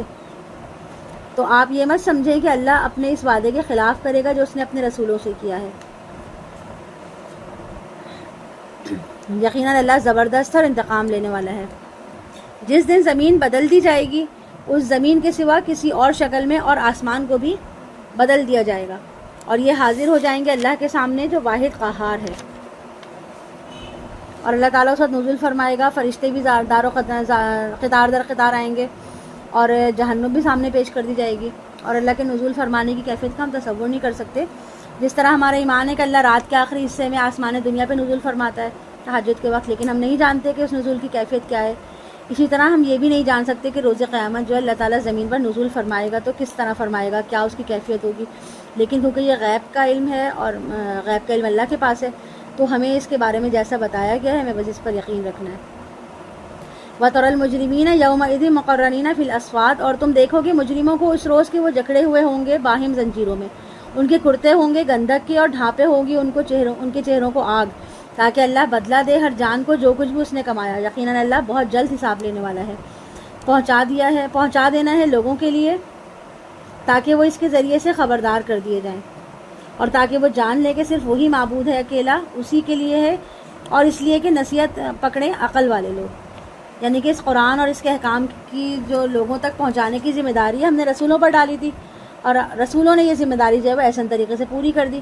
اب یہ ذمہ داری جو ہے وہ امت کے ہر فرد پر عائد ہوتی ہے، کہ جتنے بھی لوگ محمد صلی اللہ علیہ وسلم کی امت سے ہیں ہر شخص کی یہ ذمہ داری ہے کہ وہ یہ پیغام آگے لوگوں تک پہنچائے، یعنی کہ میں نے کسی سے سنا، میں نے آپ کو بتایا، آپ مجھ سے سنیں، آپ کسی اور کو بتائیں، اور جو سنے وہ کسی اور کو بتائے، تاکہ قیامت تک یہ سلسلہ جو ہے دعوت حق کا، دعوت دین کا، یہ چلتا رہے۔ یہاں پر الحمدللہ سورہ ابراہیم مکمل ہو گئی، اب سورۃ الحجر ہے۔ اعوذ باللہ من الشیطان الرجیم، بسم اللہ الرحمن الرحیم۔ سورۃ الحجر، الف لام را، تلک آیات الکتاب وقرآن مبین۔ الف لام را حروف مقطعات، یہ اللہ کی کتاب اور قرآن مبین کی آیات ہیں۔ ایک بار خواہش کریں گے وہ لوگ جنہوں نے کفر کیا تھا کہ کاش وہ مسلمان ہوتے۔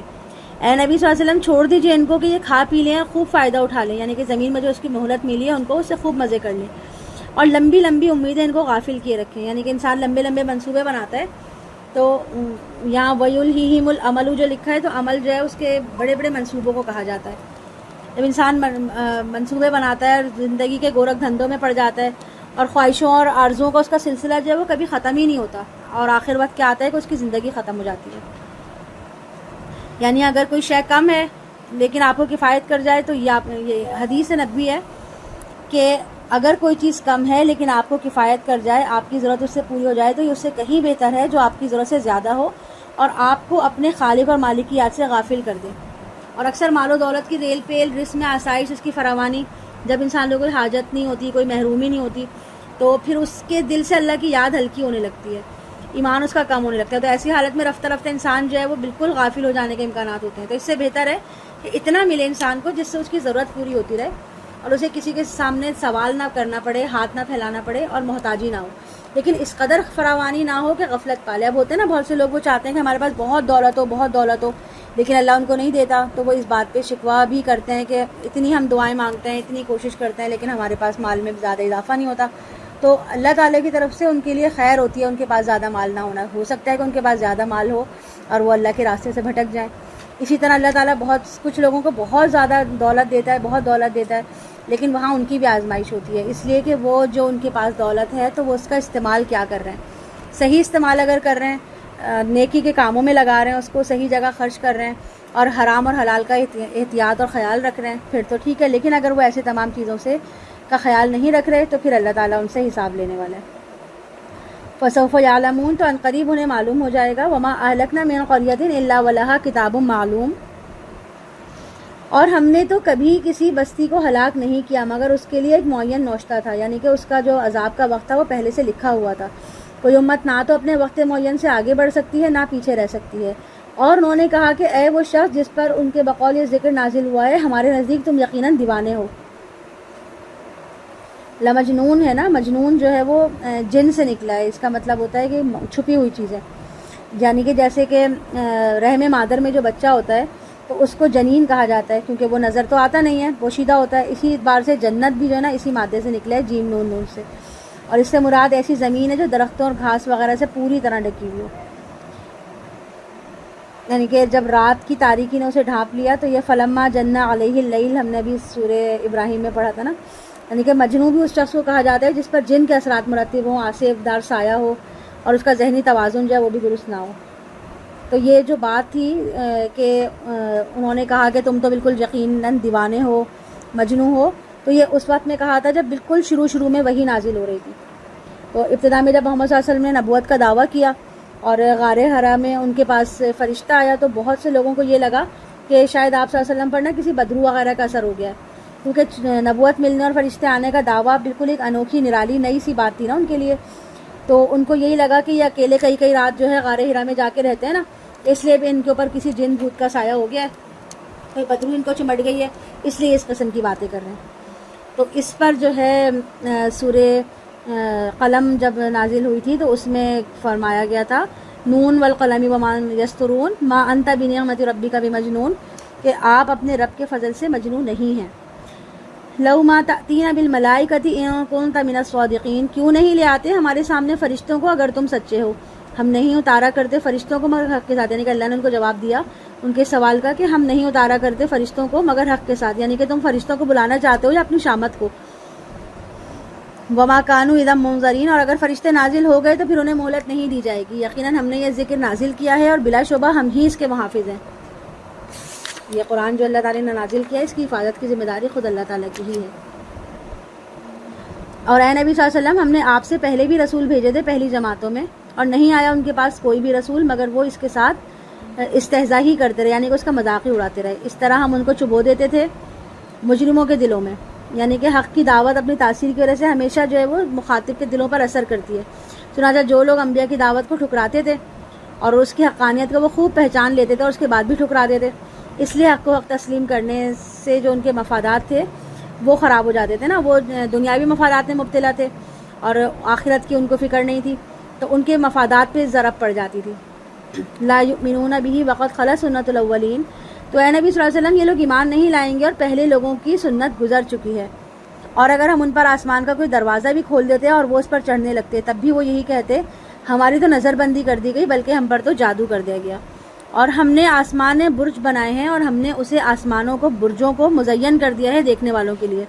یہ بھی ایک متشابہات آیات میں سے ہے، برجوں کی اصل حقیقت جو ہے وہ اس کا ہمیں علم نہیں ہے، البتہ رات کے وقت آسمان پر جو ستاروں کی بہار ہوتی ہے اور ایک حسین خوبصورت منظر پیش کرتی ہے نا، تو اس سے ہر آنکھ جو ہے وہ محظوظ ہوتی ہے، ہر ایک کو اچھا لگتا ہے، تو یہ زینہ کا مطلب مزین کر دیا، خوبصورت بنا دیا، تو دیکھنے میں ہمیں خوبصورت لگتا ہے۔ اور ہم نے حفاظت کی ہے اس کی ہر شیطان مردود سے، یعنی کہ یہ ہمارے غیب کا ایمان ہے کہ اسی کا حصہ ہے کہ ان ستاروں کے ذریعے اللہ تعالیٰ نے آسمانوں میں حفاظتی انتظامات رکھے ہیں، اور اس کائنات کی تخلیق کے بارے میں انسان کی جدید تحقیق جو ہے وہ ابھی ہوئی ہے، اور لیکن پھر بھی اس کا علم جو ہے وہ بہت محدود ہے، اور یہ وائرس بیکٹیریا کے بارے میں بھی کچھ عرصہ پہلے ہمیں معلوم ہوا ہے کہ یہ بھی کوئی مخلوق ہے۔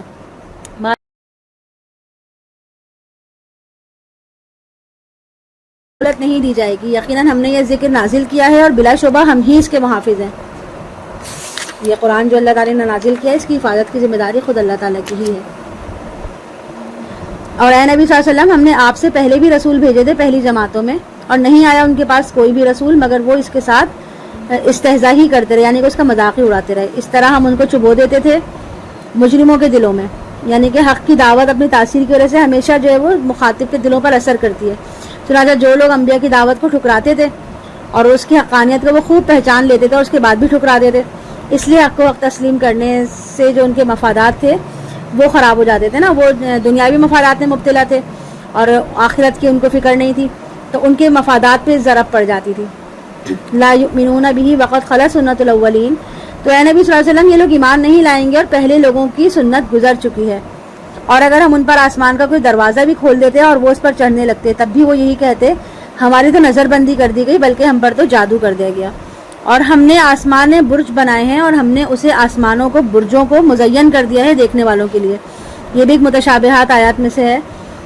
برجوں کی اصل حقیقت جو ہے وہ اس کا ہمیں علم نہیں ہے. البتہ رات کے وقت آسمان پر جو ستاروں کی بہار ہوتی ہے وہ ایک حسین خوبصورت منظر پیش کرتی ہے نا, تو اس سے ہر آنکھ جو ہے وہ محظوظ ہوتی ہے, ہر ایک کو اچھا لگتا ہے. تو یہ زینہ کا مطلب مزین کر دیا, خوبصورت بنا دیا, تو دیکھنے میں ہمیں خوبصورت لگتا ہے. اور ہم نے حفاظت کی ہے اس کی ہر شیطان مردود سے, یعنی کہ یہ ہمارے غیب کا ایمان ہے کہ اسی کا حصہ ہے کہ ان ستاروں کے ذریعے اللہ تعالیٰ نے آسمانوں میں حفاظتی انتظامات رکھے ہیں. اور اس کائنات کی تخلیق کے بارے میں انسان کی جدید تحقیق جو ہے وہ ابھی ہوئی ہے, اور لیکن پھر بھی اس کا علم جو ہے وہ بہت محدود ہے. اور جو وائرس بیکٹیریا کے بارے میں بھی کچھ عرصہ پہلے ہمیں معلوم ہوا ہے کہ یہ بھی کوئی مخلوق ہے. بہرحال اب تک جتنی مخلوقات کے بارے میں بھی ہمیں علم ہے اس میں صرف 3 قسم کی مخلوقات ایسی ہیں جو سیلف جو ہے نا کانشیسنیس پائی جاتی ہے جن میں, یعنی کہ ملائکہ, جنات اور انسان. اور ان میں سب سے پہلے ملائکہ کو اللہ نے پیدا کیا, پھر جنات کو پیدا کیا, پھر انسان کو. ملائکہ جو ہے وہ نور سے پیدا ہوئے, جنات جو ہیں وہ آگ سے پیدا ہوئے, اور پھر انسان جو ہے وہ مٹی سے پیدا ہوا. لیکن جو روحیں تھیں نا انسانوں کی وہ اسی وقت پیدا کر دی گئی تھی جب ملائکہ پیدا ہوئے تھے. اور جو جنات ہوتے ہیں تو کیونکہ یہ آگ سے بنے تو ان کے اندر جو پوٹینشیل ہے, انرجی ہے, وہ انسانوں کے مقابلے میں زیادہ ہوتی ہے. لیکن وہ کیا کرتے ہیں کہ اپنی اس پوٹینشیل کا ناجائز فائدہ اٹھاتے ہیں. اور جو عالم بالا ہے, جو آسمانی کائنات ہے, وہاں پر اللہ کے احکامات اور تدبیرات جو ہو رہی ہوتی ہیں تو ان کی خبریں فرشتوں سے اچکنے کی کوشش کرتے ہیں کہ کسی طرح انہیں کہیں سے کوئی سنگن مل جائے, کوئی بات پتہ چل جائے, اور وہ جا کے کیا کریں کہ اپنے جو ان کے اہلکار ہیں نا, ان کے ساتھی جو عامل, کاہن, نجومی جو ہوتے ہیں ان کو جا کے بتا دیں تاکہ ان کی دکانیں چمک جائیں. وہ لوگوں کو بتائیں کہ ہم نے یہ ہوگا, یہ ہونے والا ہے, یہ ہونے والا ہے. اور اللہ تعالیٰ نے کیا سسٹم کیا ہوا ہے کہ اللہ تعالیٰ نے جنات کو نظام شمسی کی حدود پھیلانے سے روکنے کے لیے ستاروں میں میزائل نصب کر رکھے ہیں. جب بھی کوئی جن اپنی حدود سے تجاوز کرتا ہے اور اس علاقے میں پہنچنے کی کوشش کرتا ہے جو پروہیبٹڈ ہے ان کے لیے, تو اللہ تعالیٰ کیا کرتے ہیں کہ ایک میزائل پھینکتا ہے. اور وہ تو میزائل ہے لیکن ہم اس کو شہاب ثاقب کہتے ہیں. کبھی کبھی سنتے ہیں نا کہ شہاب ثاقب گرا ہے, تو اس کی یہی وجہ ہوتی ہے کہ جنات جو ہیں وہ اللہ کے حدود میں داخل ہونے کی کوشش کر رہے تھے آسمان کی حدود میں, تو ان کے اوپر شہاب ثاقب پھینکا جاتا ہے تاکہ وہ جو ہیں وہیں سے واپس ہو جائیں یا تو ختم ہو جائیں. الا من استرق السمع فاتبعه شهاب مبین, ماں سوائے اس کے جو کوئی چوری چھپے سننا چاہتے ہیں, یعنی کہ کچھ فرشتہ کام لے کر آ رہے ہوتے ہیں اور جن چھپ چھپ کے سن لیتے ہیں. فرشتے تو نور ہی ہیں اور جن جو ہے وہ ناری ہیں, یعنی کہ فرشتے جو وہ نور سے پیدا ہوئے ہیں اور جن جو ہے وہ آگ سے پیدا ہوئے ہیں.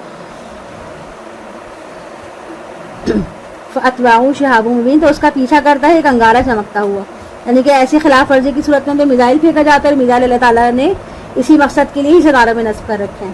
اور زمین کو ہم نے پھیلا دی اور اس میں ہم نے لنگر ڈال دیے. زمین کے لنگر پہاڑ ہیں, یعنی کہ زمین کی جو حرکت ہے اس کو بیلنس رکھنے کے لیے یہ بنائے گئے ہیں. اور اس میں اگا دی ہم نے ہر شے ٹھیک انداز میں, یعنی کہ کائنات میں جو چیز بھی کی ہے اس کی مقدار اور حد ہے. اگر وہ حد سے کوئی بھی چیز تجاوز کر جائے, بڑھ جائے, تو سسٹم ہی بالکل آؤٹ ہو جائے گا دنیا کا. وَجَعَلْنَا لَكُمْ فِيهَا مَعَائِشَ وَمَن لَّسْتُمْ لَهُ بِرَازِقِينَ, اور ہم نے بنائے ہیں تمہارے لیے اس میں ذریعہ معاش ان کے لیے جنہیں تم رزق نہیں دیتے. یعنی کچھ ایسی مخلوق ہیں کہ جن کی روزی کا انتظام, کھانے پینے کا نظام بظاہر انسانوں کی ذمہ داری ہے, جیسے کہ پالتو جانور وغیرہ. لیکن بہت سی مخلوقات ایسی ہیں کہ جن کی رزق کی ذمہ داری انسانوں پہ نہیں ہے, مگر اللہ ان سب کو ان کے حصے کا رزق پہنچا رہا ہے. جیسے یہ مچھلیاں ہیں, تو ایک وقت میں بہت ساری مچھلیاں جو ہے وہ ایک بڑی مچھلی کے پیٹ سے نکلتی ہیں, تو اس سے کیا ہوتا ہے کہ باقی مچھلیوں کا رزق کا انتظام ہو جاتا ہے. اسی طرح باقی مخلوقات کا بھی سلسلہ اللہ تعالیٰ نے بنایا ہوا ہے.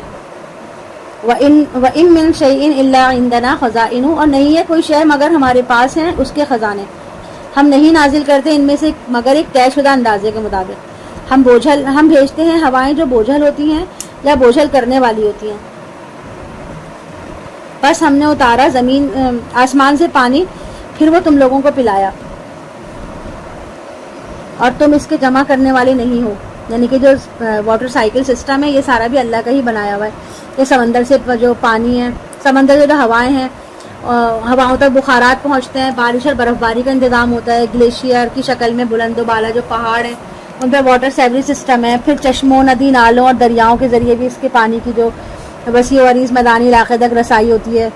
اور اسی طرح زیر زمین جو پانی کا سسٹم ہے وہ سب اللہ تعالیٰ کی عظیم الشان اس کا جو ذخیرہ ہے، یہ سب اللہ تعالیٰ کا بنایا ہوا عظیم الشان واٹر سائیکل ہے، جس سے پوری دنیا کا جو ہے وہ زندگی کا دار و مدار اس پہ قائم ہے. اگر یہ ذرا سا بھی آؤٹ ہو جائے تو سوچیں کہ دنیا میں ہم سب کا کیا ہوگا. وما انتم لہ بخازنین، اور تم اس کے جمع کرنے والے نہیں ہو. یعنی کہ کسی انسان کے بس میں نہیں تھا کہ وہ اس طرح پانی کو ذخیرہ کرتا، پانی کو استعمال کرتا. یہ سب اللہ ہی کے حکمت ہے، اللہ ہی کے کام ہے. اور یقیناً ہم ہی ہیں جو زندہ بھی رکھتے ہیں اور موت بھی وارث کرتے ہیں، اور ہم ہی وارث ہوں گے. یہ کائنات، اس کی ہر چیز اللہ کی ملکیت، اور ایک وقت آئے گا کہ جب ظاہری ملکیت کا بھی کوئی دعوے دار باقی نہیں رہے گا. اور ہم جانتے ہیں تم میں سے آگے بڑھنے والوں کو بھی، اور جانتے ہیں پیچھے رہ جانے والوں کو بھی. اور یقیناً آپ کا رب ہی ہے جو ان سب کو جمع کرے گا. یقیناً وہ کمال حکمت والا، خوب علم رکھنے والا ہے. اور جنات کو ہم نے پیدا کیا اس سے پہلے آگ کی لپٹ سے. نار سموم سے مراد آگ کی وہی لپٹ یا لو ہے جو شدید گرم ہوتی ہے، اور اسی سے اللہ تعالیٰ نے جنات کو پیدا کیا ہے. جنات کو آگ سے تو پیدا کیا ہے لیکن وہ آگ نہیں ہے. بالکل اسی طرح جیسے اللہ نے ہمیں مٹی سے پیدا کیا تو ہم مٹی نہیں ہیں. اور دوسرا یہ کہ جنات کو اللہ تعالیٰ نے انسانوں سے پہلے پیدا کیا تھا. اور یاد کرو جب کہا تھا آپ کے رب نے فرشتوں سے کہ میں بنانے والا ہوں ایک بشر کو سنے ہوئے گارے کی کھنکھناٹی مٹی سے، یعنی کہ یہ آدم علیہ السلام کی تخلیق کا واقعہ. پھر جب میں اسے پوری طرح درست کر دوں اور پھونک دوں اس میں اپنی روح کو، تو گر پڑنا اس کے لیے سجدے میں. تو سجدہ کیا تمام فرشتوں نے مل کر سوائے ابلیس کے. اس نے انکار کیا سجدہ کرنے والوں کے ساتھ ہونے سے. اللہ نے فرمایا اے ابلیس کیا ہوا تجھے کہ تو نہیں ہوا تو سجدہ کرنے والوں کے ساتھ. اس نے کہا میرے لیے یہ روا نہیں کہ میں سجدہ کروں اس بشر کو جسے تو نے پیدا کیا ہے سنے ہوئے گارے کی کھنکھناٹی مٹی سے. اللہ نے فرمایا بس نکل جاؤ اس میں سے، تم یقیناً مردود ہو چکے ہو، یقیناً تم پر لعنت رہے گی روز جزا تک. اس نے عرض کی اے میرے پروردگار مجھے مہلت دے دے اس دن تک جب یہ دوبارہ اٹھائے جائیں گے. اللہ نے فرمایا جاؤ تمہیں مہلت دے دی گئی وقت معین تک، یعنی روز قیامت تک تم زندہ رہو گے. ویسے تو جنوں کی عمر انسانوں سے کافی زیادہ ہوتی ہیں، مگر ایسا کوئی جن نہیں ہے کہ جو قیامت تک زندہ رہنے والا ہو. یہ صرف جو ہے عزازیل یعنی کہ شیطان کو ہی اللہ تعالیٰ نے یہ مہلت دی ہے. اور ربی بما اغویتنی، اس نے کہا اے میرے پروردگار چونکہ تو نے مجھے گمراہ کیا ہے، یعنی کہ تو نے مجھے اپنے گھر سے نکالا ہے، اپنی جنت سے نکالا ہے، تو میں یقیناً مزین کر دوں گا ان کے لیے دنیا میں، زمین میں دنیا کو، اور میں ضرور گمراہ کروں گا ان سب کو. یعنی کہ میں اولاد آدم کو زمین کی دنیا کی جو رونقیں ہیں، آسائش، زیبائش، اس میں اتنا گمراہ کر دوں گا، اتنا پرکشش ان کے لیے ان چیزوں کو بنا دوں گا کہ وہ اس میں گم ہو کر اللہ کے احکامات کو بھول جائیں گے. اور اس طرح میں ان سب کو آپ کے راستے سے گمراہ کر کے چھوڑوں گا. الا عبادک منہم المخلصین، سوائے تیرے ان بندوں کے جن کو تو نے ان میں سے اپنے لیے خالص کر لیا ہے. یعنی کہ ایسے بندے جنہیں اللہ چن لے، اللہ کے محبوب برگزیدہ بندے ہوں، تو ایسے بندوں کے لیے شیطان نے اعتراف کیا کہ میں ان پر میرا زور نہیں چلے گا. اللہ نے فرمایا کہ یہ ایک سیدھا راستہ ہے جو مجھ تک پہنچانے والا ہے. یقیناً میرے بندوں پر تجھے کچھ اختیار نہیں ہوگا سوائے ان کے جو خود تیری پیروی کریں گمراہوں میں سے. اور یقیناً جہنم ہی ان سب کا ہمیشہ کا ٹھکانہ ہوگا. اور اس جہنم کے 7 دروازے ہیں، ان میں سے ہر دروازے کا ایک حصہ ہے مقرر شدہ. یعنی کہ جہنم کے ہر دروازے میں داخل ہونے والے جنوں اور انسانوں کو مخصوص کر دیا گیا ہے. اس کے بارے میں بھی جو حقیقت ہے وہ اللہ کو ہی پتہ ہوگی. اس کے برعکس یقیناً متقی لوگ ہوں گے باغات اور چشموں میں. ان سے کہا جائے گا تم داخل ہو جاؤ ان باغات میں سلامتی کے ساتھ بے خوف و خطر، اور ہم نکال دیں گے ان کے سینوں میں سے جو کچھ بھی کدورت ہوگی. بھائی بھائی بن کر وہ بیٹھے ہوں گے تختوں پر آمنے سامنے. یعنی کہ جب کسی سے ناراضگی ہوتی ہے تو انسان اس سے آنکھیں نہیں ملاتا نا، منہ دوسری طرف گھما لیتا ہے. لیکن اہل جنت جو ہوں گے ان کے دل بغض سے، کینے سے، لڑائی جھگڑے سے، ہر چیز سے پاک ہوں گے، بالکل صاف ہوں گے. تو اس لیے وہ آمنے سامنے بیٹھ کر نظروں سے نظریں ملا کر ایک دوسرے سے بات کر رہے ہوں گے. نہیں پہنچے گی انہیں اس میں سے کوئی تھکان، اور نہ ہی ان میں سے وہ کبھی نکالے جائیں گے. اے نبی میرے بندوں کو بتا دیجئے کہ میں یقیناً بہت بخشنے والا نہایت رحم کرنے والا ہوں، اور یہ کہ میرا عذاب بھی بہت دردناک عذاب ہے۔ اور انہیں ذرا بتائیے ابراہیم کے مہمانوں کے بارے میں۔ جب وہ داخل ہوئے آپ علیہ السلام کے ہاں تو انہوں نے سلام کیا۔ آپ نے کہا ہمیں تو تم سے خوف آ رہا ہے۔ انہوں نے کہا ڈریے نہیں، ہم آپ کو ایک صاحب علم بیٹے کی بشارت دیتے ہیں۔ آپ نے کہا کہ کیا تم مجھے خوشخبری دے رہے ہو باوجود اس کے کہ مجھ پر بڑھاپا طاری ہو چکا ہے؟ تم مجھے یہ خوشخبری کیسے دے رہے ہو؟ انہوں نے کہا ہم آپ کو حق کے ساتھ بشارت دے رہے ہیں تو آپ نا امید لوگوں میں سے نہ ہو۔ آپ نے کہا کون ہوگا جو اپنے رب کی رحمت سے مایوس ہو سوائے گمراہوں کے؟ آپ نے فرمایا اے فرشتوں تمہاری کیا مہم ہے؟ انہوں نے کہا کہ ہم بھیجا گیا ہے ہمیں ایک مجرم قوم کی طرف، سوائے آل لوط کے ان سب کو ہم ضرر پہنچائیں گے، سوائے اس کی بیوی کے ہم نے اندازہ ٹھہرا لیا ہے وہ یقیناً پیچھے رہ جانے والوں میں سے ہوگی۔ جب لوط علیہ السلام کے گھر وہ بھیجے گئے، اس لوط علیہ السلام نے کہا کہ یقیناً تم اجنبی ہو۔ انہوں نے کہا بلکہ ہم تو آپ کے پاس وہ شے لے کر آئے ہیں جس کے بارے میں یہ لوگ شک میں پڑے ہوئے ہیں، اور ہم آئے ہیں آپ کے پاس حق یعنی قطعی فیصلے کے ساتھ، اور یقیناً ہم سچے ہیں۔ تو آپ علیہ السلام اپنے گھر والوں کو لے جائیے رات کے ایک حصے میں، اور آپ ان کے پیچھے پیچھے جائیے، اور آپ لوگوں میں سے کوئی بھی پیچھے مڑ کے نہ دیکھے۔ آپ چلے جائیے جہاں آپ کو حکم ہوا ہے۔ اور ہم نے لوط کو اپنے اس فیصلے سے آگاہ کر دیا کہ صبح ہوتے ہی ان لوگوں کی جڑیں کاٹ دی جائیں گی۔ اور آئے اہل شہر خوشیاں مناتے ہوئے، یعنی کہ جب انہوں نے لوط علیہ السلام کے گھر میں خوبصورت لڑکوں کو دیکھا تو خوشی خوشی اپنے گھروں سے انہوں نے یہاں پر آ کے الغار کر دی۔ لوط علیہ السلام نے کہا یہ میرے مہمان ہیں، چنانچہ تم لوگ مجھے رسوا نہ کرو، اللہ سے ڈرو اور مجھے بے آبرو مت کرو۔ انہوں نے کہا کیا ہم نے آپ کو سب دنیا والوں کی حمایت میں کھڑے ہونے سے منع نہیں کیا تھا؟ آپ نے کہا یہ میری بیٹیاں ہیں، اگر تمہیں کچھ کرنا ہی ہے تو قسم ہے آپ کی جان کی وہ لوگ اپنے اس بدمستی میں بالکل اندھے ہو گئے ہیں، یعنی کہ اگر آپ کو کچھ کرنا ہے تو یہ میری قوم کی جو بیٹیاں ہیں جو تمہارے گھروں میں موجود ہیں ان کی طرف رجوع کرو۔ اللہ تعالیٰ نے تمہارے لیے ان کو فطری ساتھی بنایا ہے، تم جو بیٹیوں سے نکاح کر لو لیکن تم یہ غلط راستے کی طرف مت آؤ۔ لیکن ان کے دل جو تھے وہ برائی اور بھلائی کی تمیز سے بالکل ہی عاری ہو چکے تھے۔ فَأَخَذَتْهُمُ الصَّيْحَةُ مُشْرِقِينَ، تو انہیں پکڑا ایک چنگھار نے اجالا ہونے کے وقت، پھر ہم نے ان کے اوپر والے حصے کو بنا دیا ان کا نچلا والا حصہ، اور ہم نے برسائے ان کے اوپر پکی ہوئی مٹی کے کنکر، یعنی بستی کو الٹ پلٹ کر دیا۔ یقیناً اس میں نشانیاں ہیں ان لوگوں کے لیے جو حق کی تلاش میں ہوتے ہیں، اور یہ بستیاں ایک سیدھی راہ پر واقع تھی۔ یقیناً اس میں نشانی ہے اہل ایمان کے لیے، اور بے شک بن والے بھی ظالم تھے۔ بن والے جو ہیں اصحاب الایکہ کہلاتے ہیں جو اہل مدین میں رہتے تھے، اور یہ حضرت شعیب علیہ السلام کی قوم تھی۔ تو ان سے ہم نے انتقام لیا، یہ دونوں بستیاں بھی کھلے راستے پر واقع تھی۔ اور اس طرح ہجر والوں نے بھی مرسلین کو جھٹلایا، یعنی کہ ہجر سے مراد جو ہے وہ قوم سمود تھی، اور قوم سمود جس علاقے میں آباد تھی اس جگہ کا نام ہجر تھا، اور ان کی طرف جو ہے وہ صالح علیہ السلام ابوس کی گئے تھے، جو اونٹنی کا واقعہ ہم نے پچھلی سورہ میں پڑھا تھا۔ وَآتَيْنَاهُمْ آيَاتِنَا فَكَانُوا عَنْهَا مُعْرِضِينَ، اور انہیں ہم نے اپنی آیات عطا کی لیکن وہ ان سے اعراض ہی کرتے رہے، اور وہ پہاڑوں کو تراش کر گھر بناتے تھے امن و سکون کے ساتھ۔ تو انہیں آ پکڑا ایک چنگھار نے صبح کے وقت، تو کچھ کام نہ آ سکا ان کے جو وہ کماتے تھے، یعنی کہ اتنی خوشحال قوم تھی، اتنا مال و اسباب انہوں نے جمع کر لیا تھا، لیکن اللہ کے عذاب سے بچانے کے لیے ان کے لیے کوئی بھی چیز فائدہ مند نہ تھی۔ اور ہم نے نہیں تخلیق کیا آسمان اور زمین کو اور جو کچھ اس دونوں کے درمیان ہے مگر حق کے ساتھ، یعنی کہ کائنات میں کوئی بھی چیز اللہ نے بیکار پیدا نہیں کی، کوئی کھیل تماشا نہیں ہے۔ وَإِنَّ السَّاعَةَ لَآتِيَةٌ فَاصْفَحِ الصَّفْحَ الْجَمِيلَ، اور یقیناً قیامت آ کر رہے گی، اے نبی آپ ان سے خوبصورتی کے ساتھ درگزر کریں، یقیناً آپ کا رب پیدا کرنے والا اور خوب جاننے والا ہے۔ اور ہم نے آپ کو دی ہے 7 بار پڑھی جانے والی آیات اور عظمت والا قرآن۔ یہ 7 بار آیات جو ہیں ان پر امت کا اجماع ہے کہ یہ جو 7 بار دہرائی جانے والی آیتیں سورہ فاتحہ ہیں، اور سورہ فاتحہ کیونکہ ہم نماز میں پڑھتے ہیں تو ہر رکعت میں پڑھتے ہیں، اس کے بغیر نماز مکمل نہیں ہوتی، تو سوچیں کہ ہر انسان کتنی بار یہ دن بھر میں پڑھتا ہے، تو یہ بار بار دہرائی جانے والی آیات ہیں۔ اور اسی طرح سورہ فاتحہ کو جو ہے قرآن کا عظیم ترین درجہ کہا جاتا ہے، اور اس کو اساس القرآن ام القرآن بھی کہا جاتا ہے۔ اسی طرح الکافیہ یعنی کفایت کرنے والی، الشافیہ یعنی شفا دینے والی، مختلف ناموں سے اس کو جو ہے وہ کہا گیا۔ اور یہ تک محمد صلی اللہ علیہ وسلم نے کہا کہ جس نے نماز میں سورہ فاتحہ نہیں پڑھی تو گویا اس کی نماز ہی نہیں ہوئی، اس کو نماز لوٹانی پڑے گی، اس کی نماز باطل ہو جائے گی۔ لا تمدن عینیک الی ما متعنا به ازواجا منہم، آپ آنکھ اٹھا کر بھی نہ دیکھیں اس مال و متاع کی طرف جو ہم نے ان کے مختلف گروہوں کو دیے، جیسے کہ ابو جہل کے پاس، ولید بن مغیرہ کے پاس خوب دولت تھی، شان و شوکت تھی، اور بڑے بڑے باغات تھے، تو کہا جا رہا ہے کہ آپ ان کی جاگیر کو، ان کی چیزوں کو آنکھ اٹھا کر نہیں دیکھیں، ان کا مال جو ہے بس دنیا کی حد تک ہی ہے، ان کو سب کچھ یہیں پر ہی ضائع ہو جائے گا۔ ولا تحزن علیہم واخفض جناحک للمؤمنین، اور آپ ان کی حالت پہ غم نہ کریں اور اہل ایمان کے لیے اپنے بازو جھکا دیں، یعنی کہ اہل ایمان کے ساتھ شفقت اور مہربانی سے پیش آئیں۔ فقراء، مساکین وغیرہ، غلام جو بھی آپ کے سامنے حاضر ہوں تو ان کا اچھے سے استقبال کیجیے اور ان کی دلجوئی فرمائیے، اور کہہ دیجیے میں تو کھلم کھلا خبردار کرنے والا ہوں، جیسے کہ ہم نے نازل کیا ان تقسیم کرنے والوں پر جنہوں نے اپنے قرآن کو ٹکڑے ٹکڑے کر دیا۔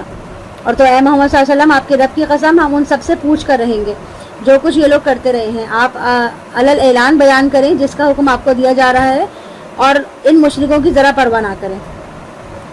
ہم آپ کی طرف سے کافی ہیں ان مذاق اڑانے والوں سے نمٹنے کے لیے، جو اللہ کے ساتھ دوسرے معبود کھڑے بیٹھے ہیں تو عنقریب انہیں معلوم ہو جائے گا، اور ہم جانتے ہیں آپ کا سینہ ان باتوں سے تنگ ہوتا ہے۔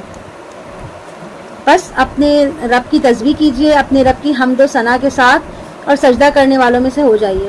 یعنی کہ اگر آپ کا دل تنگ ہو رہا ہے کسی بھی معاملے میں تو اپنے رب کی تسبیح و تمجید میں مشغول رہیں، اسی کے آگے جھکیں اور اپنا تعلق اللہ کے ساتھ مزید مضبوط کریں۔ اور اللہ سے دل کا اور ذہن کے رشتے کو جتنا مضبوط کریں گے، اسی قدر آپ کے دل کو سکون اور اطمینان ملے گا، اور صبر و استقامت سے دین پر چلنا اور اس راستے کی سختیوں کو جھیلنا بھی آپ کے لیے آسان ہوگا۔